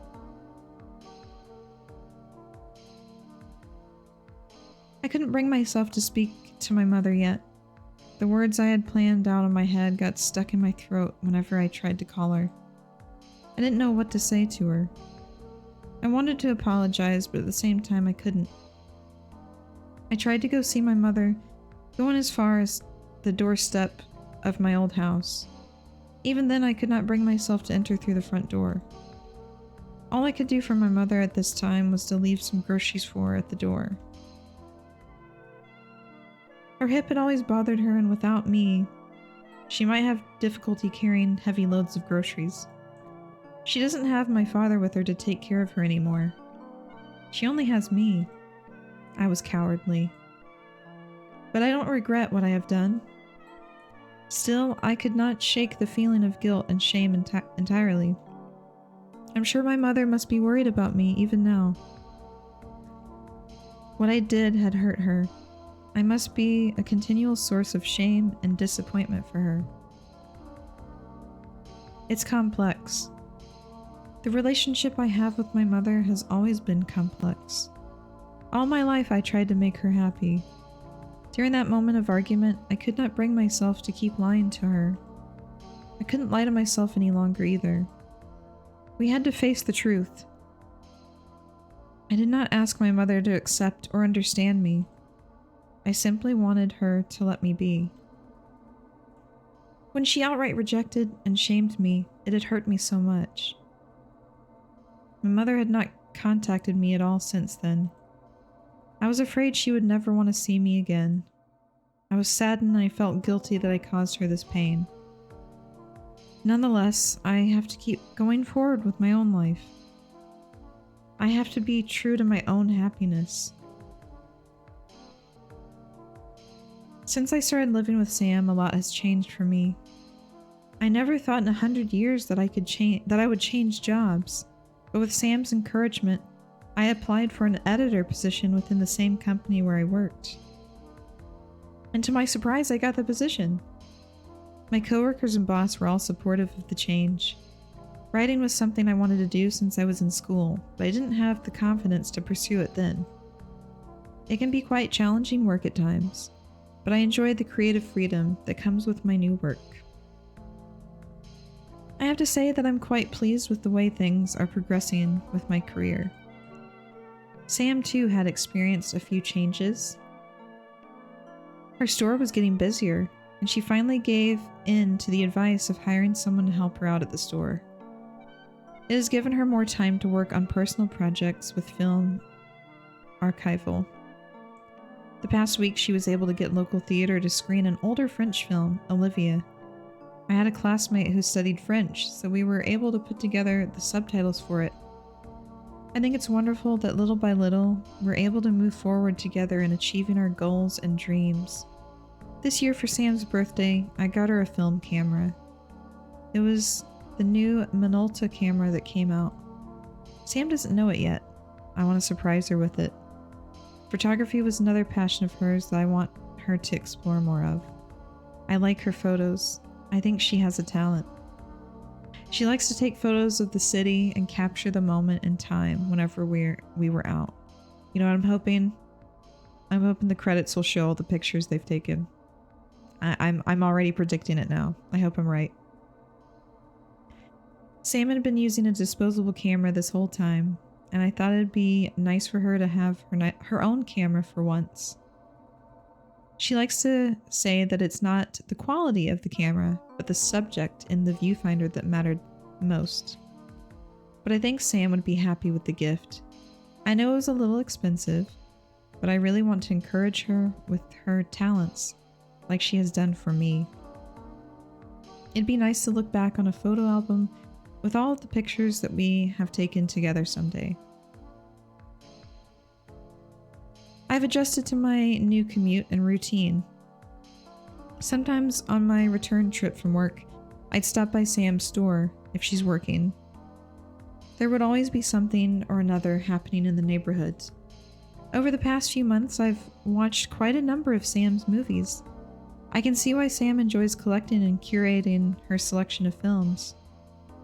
There is a certain magic to film that can't compare to your own vision and imagination that comes from reading a novel sometimes. There's another movie that I watched with Sam that I quite like by the name of Carousel. I've cried just about every time I've watched it. I had asked Sam to put it on so much, she said the tape would wear out any day now. I think she just doesn't want to watch it anymore with me though. I've tried a lot of new things with Sam. I gave it another chance and I went dancing with Sam. I became friends with a few girls from Ruby. I can understand why Sam respects and looks up to Cecilia so much. She takes good care of her staff and her friends. I learned a lot from her too, on how to manage professional business and personal affairs. I've hiked a few of the local mountains with Sam. I had even camped on the beach with her. Even if our schedules don't quite match up sometimes, we do our best to make up the time somehow. What I'm looking forward to now is to make it past the busy Christmas season. The days leading up to Christmas came and went by like a flash. Things were going well when on Christmas Eve, during my Christmas work party, I got a call from the hospital. It was regarding my mother. I was told by the nurse on the phone that she was hospitalized. She had collapsed on the street. A passerby had found her fallen on the street and called an ambulance for her. The nurse said it was a severe case of pneumonia. I was beside myself with guilt. Was my mother suffering from sickness this whole time while I was happy and having fun with Sam? Of course, I didn't have any idea about her well-being, as I couldn't bring myself to see or even call her this whole time. I left a brief message on Sam's pager and immediately went over to the hospital where my mother was admitted. Mother? She's sleeping. She has an oxygen mask. Oh, I hope she's all right. Excuse me, are you Mrs. Chung's daughter? Yes, I'm her daughter. Is my mother okay? Yes, don't worry. She had a bad case of pneumonia affecting her breathing, but she'll be better soon after a course of antibiotics. I see. Have a seat. She was awake earlier, but she said she had been tired. I'm sure she'll be able to see you soon. I see, thank you. When my mother had collapsed on the street, she must have been alone. How long did it take for a stranger to call for an ambulance to escort her to the hospital? I'm sorry I wasn't there for you. I'm really sorry. I took a seat at her bedside. My mother slept soundly. I looked at my mother closely. She appeared older than I last remembered. It was undoubtedly my mother asleep in the hospital bed. Even asleep, my mother had a stern expression. I could recognize my mother alone by seeing her pursed lips. My mother had a natural frown, but it wasn't because she was a harsh person. She was diligent. She was prudent. She was a serious person. Years of work made her that way. I saw that my mother's perm was the same. She had worn the same hairstyle for as long as I could remember. But it surprised me how sunken my mother's eyes were. She had more wrinkles on her brow than I last remembered. She must have been extremely fatigued. My mother was a woman who would always paint her eyebrows and powder her cheeks before going out. Seeing her like this without her usual makeup was disconcerting. I never thought of her as a frail woman. Even with hip problems, my mother would never show her pain. It was painful to see my mother like this. I waited by her side. The regular beep of the machine monitoring her heart rhythm and respiratory rate was a soothing sound to my ears. There wasn't much I could do for my mother right at this moment. All I could do was to wait for her to get better. Michelle? Excuse me. Sam, why are you here? I came as soon as I heard your message. Is everything okay? You didn't have to come. It's late now.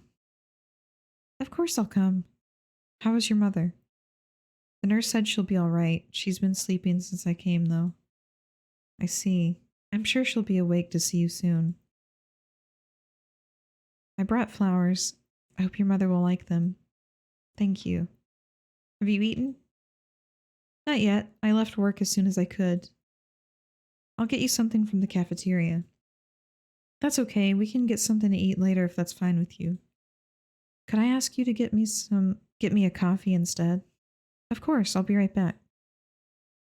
Oh, Sam? Sam had already left. I wanted to ask for some cream with the coffee. There's something about hospitals that make you feel quite exhausted. Perhaps it was the lighting or the atmosphere that drained away your energy. Oh well.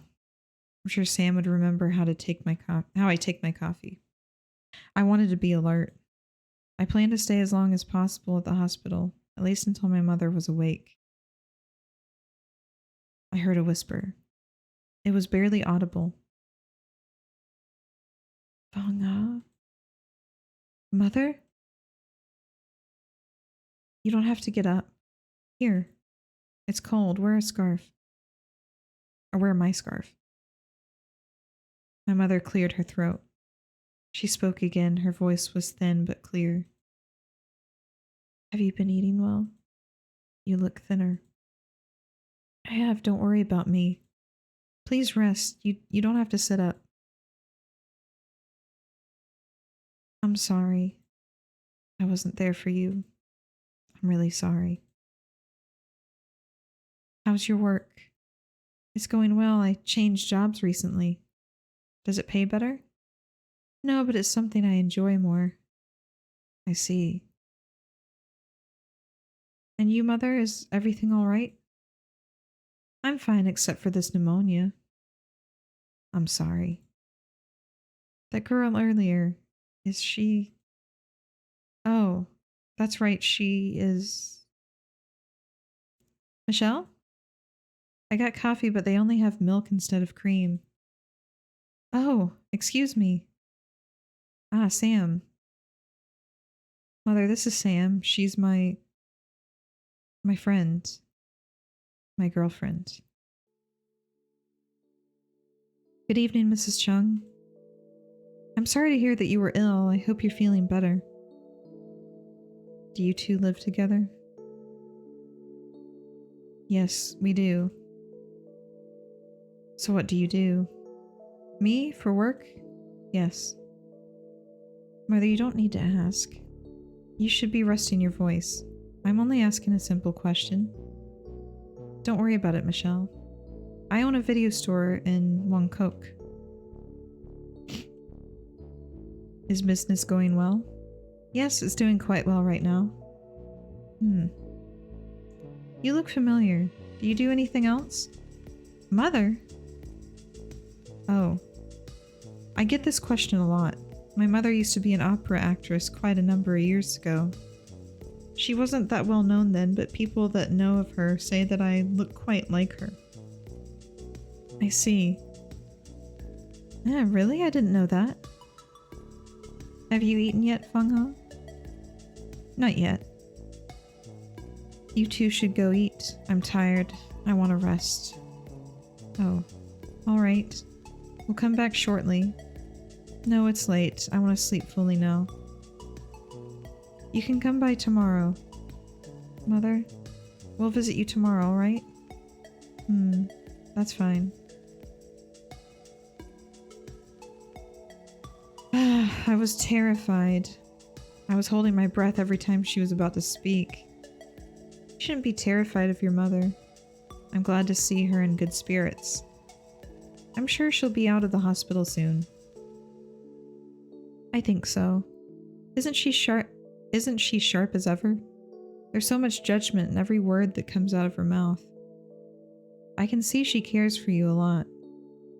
Really? Do you feel better? It's been a while since that time. I don't know. I do feel somewhat better. I just hope things will be better between us. I'm sure it will. We can visit her again tomorrow. Let's have a lively Christmas party with her. I'll bring the karaoke box. She's not one for lively things, and I don't think the hospital will allow it. I'm kidding about the karaoke box. But really, I think she was very happy to see you. You really think so? Michelle, don't cry. It'll be alright. Sam, we can visit her more often from now on. Do you think she's okay with me? I'm not sure. But she seems to have taken an interest in you. My mother doesn't usually ask about other people, so I think it's not a bad start. That's good. Much better than you were thinking, right? I suppose so. I'm sorry. I let her ask you all those things. I got scared and froze up when she asked those pointed questions.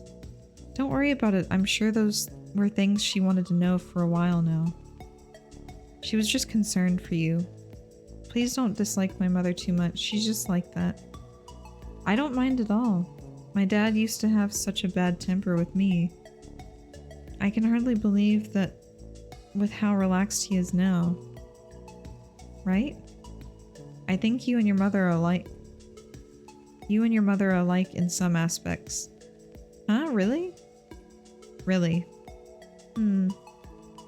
Oh. What's that again about your mother being a theater actress?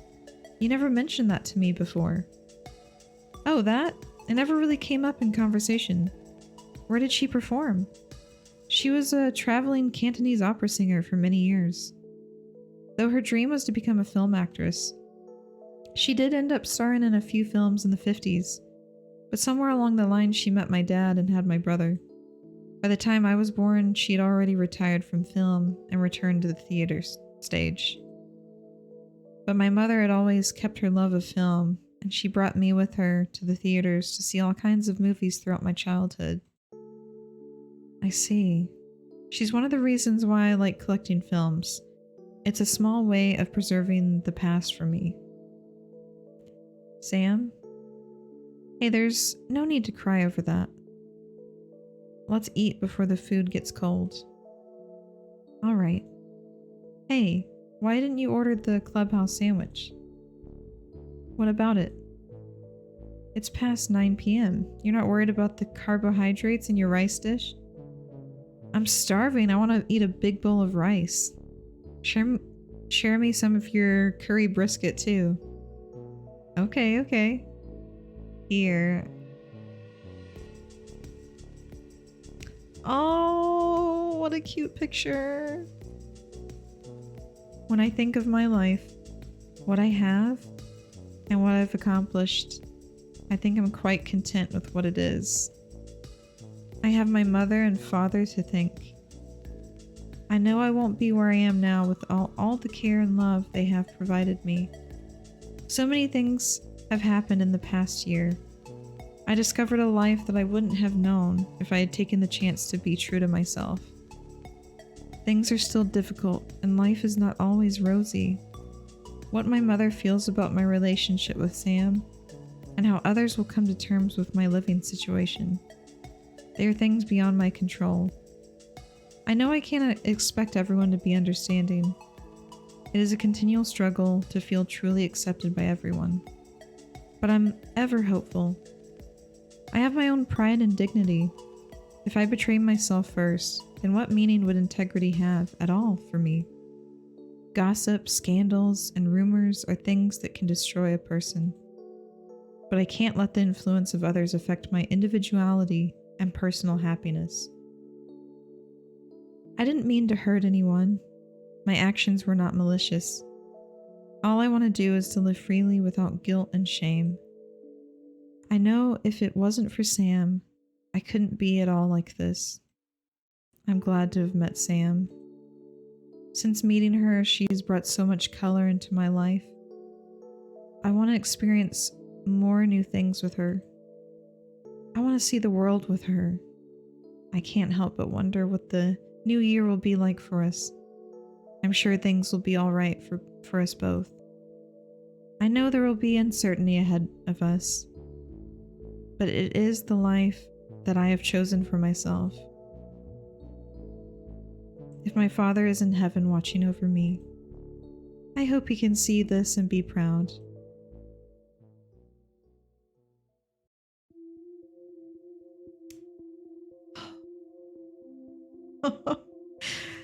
Oh my god.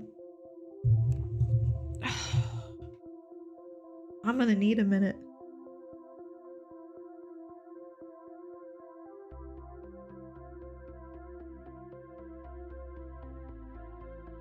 What an amazing game.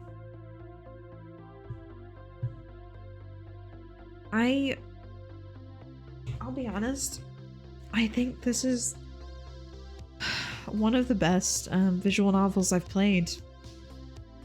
The story was so well written.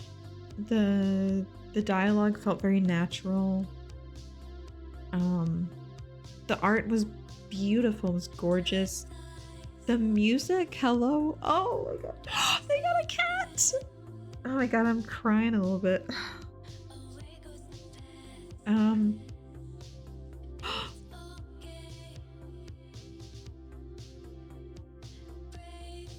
Wait a second.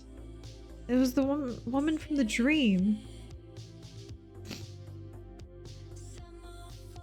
Was that... I wonder if that was supposed to be like our grandmother or something. Or an ancestor. But yeah, I feel like the whole story just really resonated with me, and I feel like the relationship and just everything was so realistic, and it just felt natural. God, like, if you've watched this whole thing with, I mean, I don't know, I would almost rather people not watch this playthrough and just play it themselves, because it is so beautiful. I loved this. I loved every minute of it. Oh, is this all the tracks? Oh.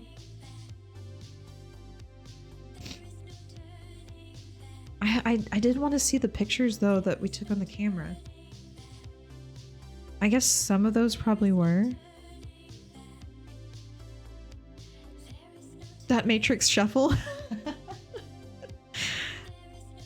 What a cute game. What a cute story. Like, love is love, y'all. Love is love. Love is beautiful.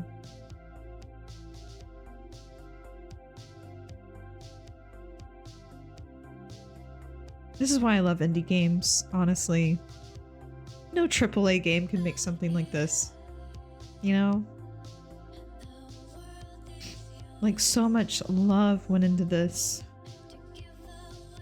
And I feel like AAA games could do that if they like actually let people pursue those things without like money and shareholders being involved. Because almost I'd say just about every indie game, it's a passion project, and this was absolutely a beautiful... Snail's Pace.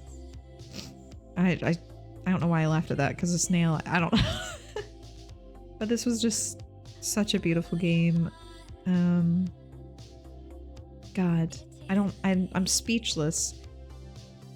This is definitely going to be one of those games that sticks with me for a long time, and I'll just be thinking about it forever.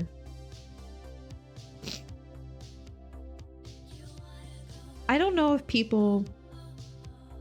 what most people feel about visual novels. I don't know if they look at them as real games or not. And even though the gameplay in visual novels is very simplistic, you're just choosing decisions. You know, it's like a choose your own adventure.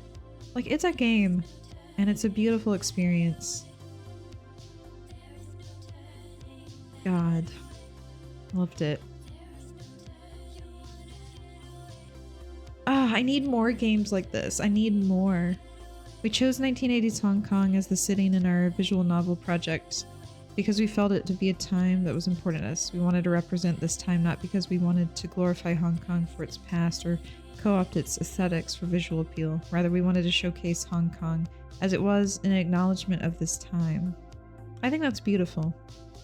We have the privilege of creating this work in a place where freedom of speech, right of assembly, and LGBT rights are relatively protected. We know in our hearts that we cannot produce a game set in Hong Kong without acknowledging first the struggles that Hong Kong people are facing now.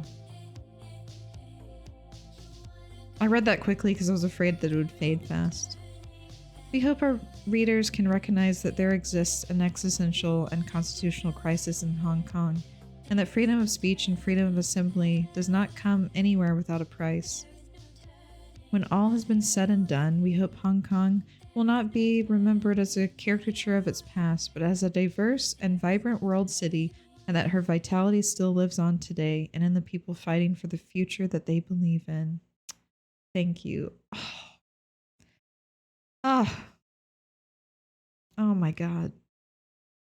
That was amazing. And I think I need to watch somebody play this in Cantonese, because that would be great.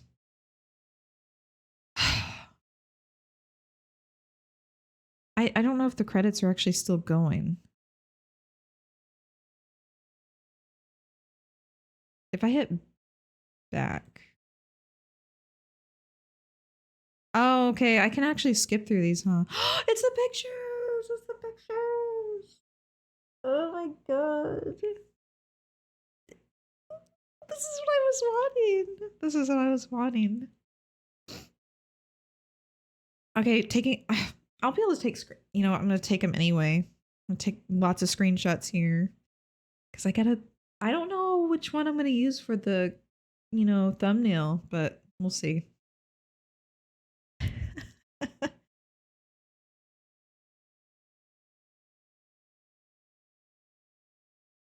Thank you for playing. Oh, it's just the one picture. Okay. There's so many good thumbnail images to use.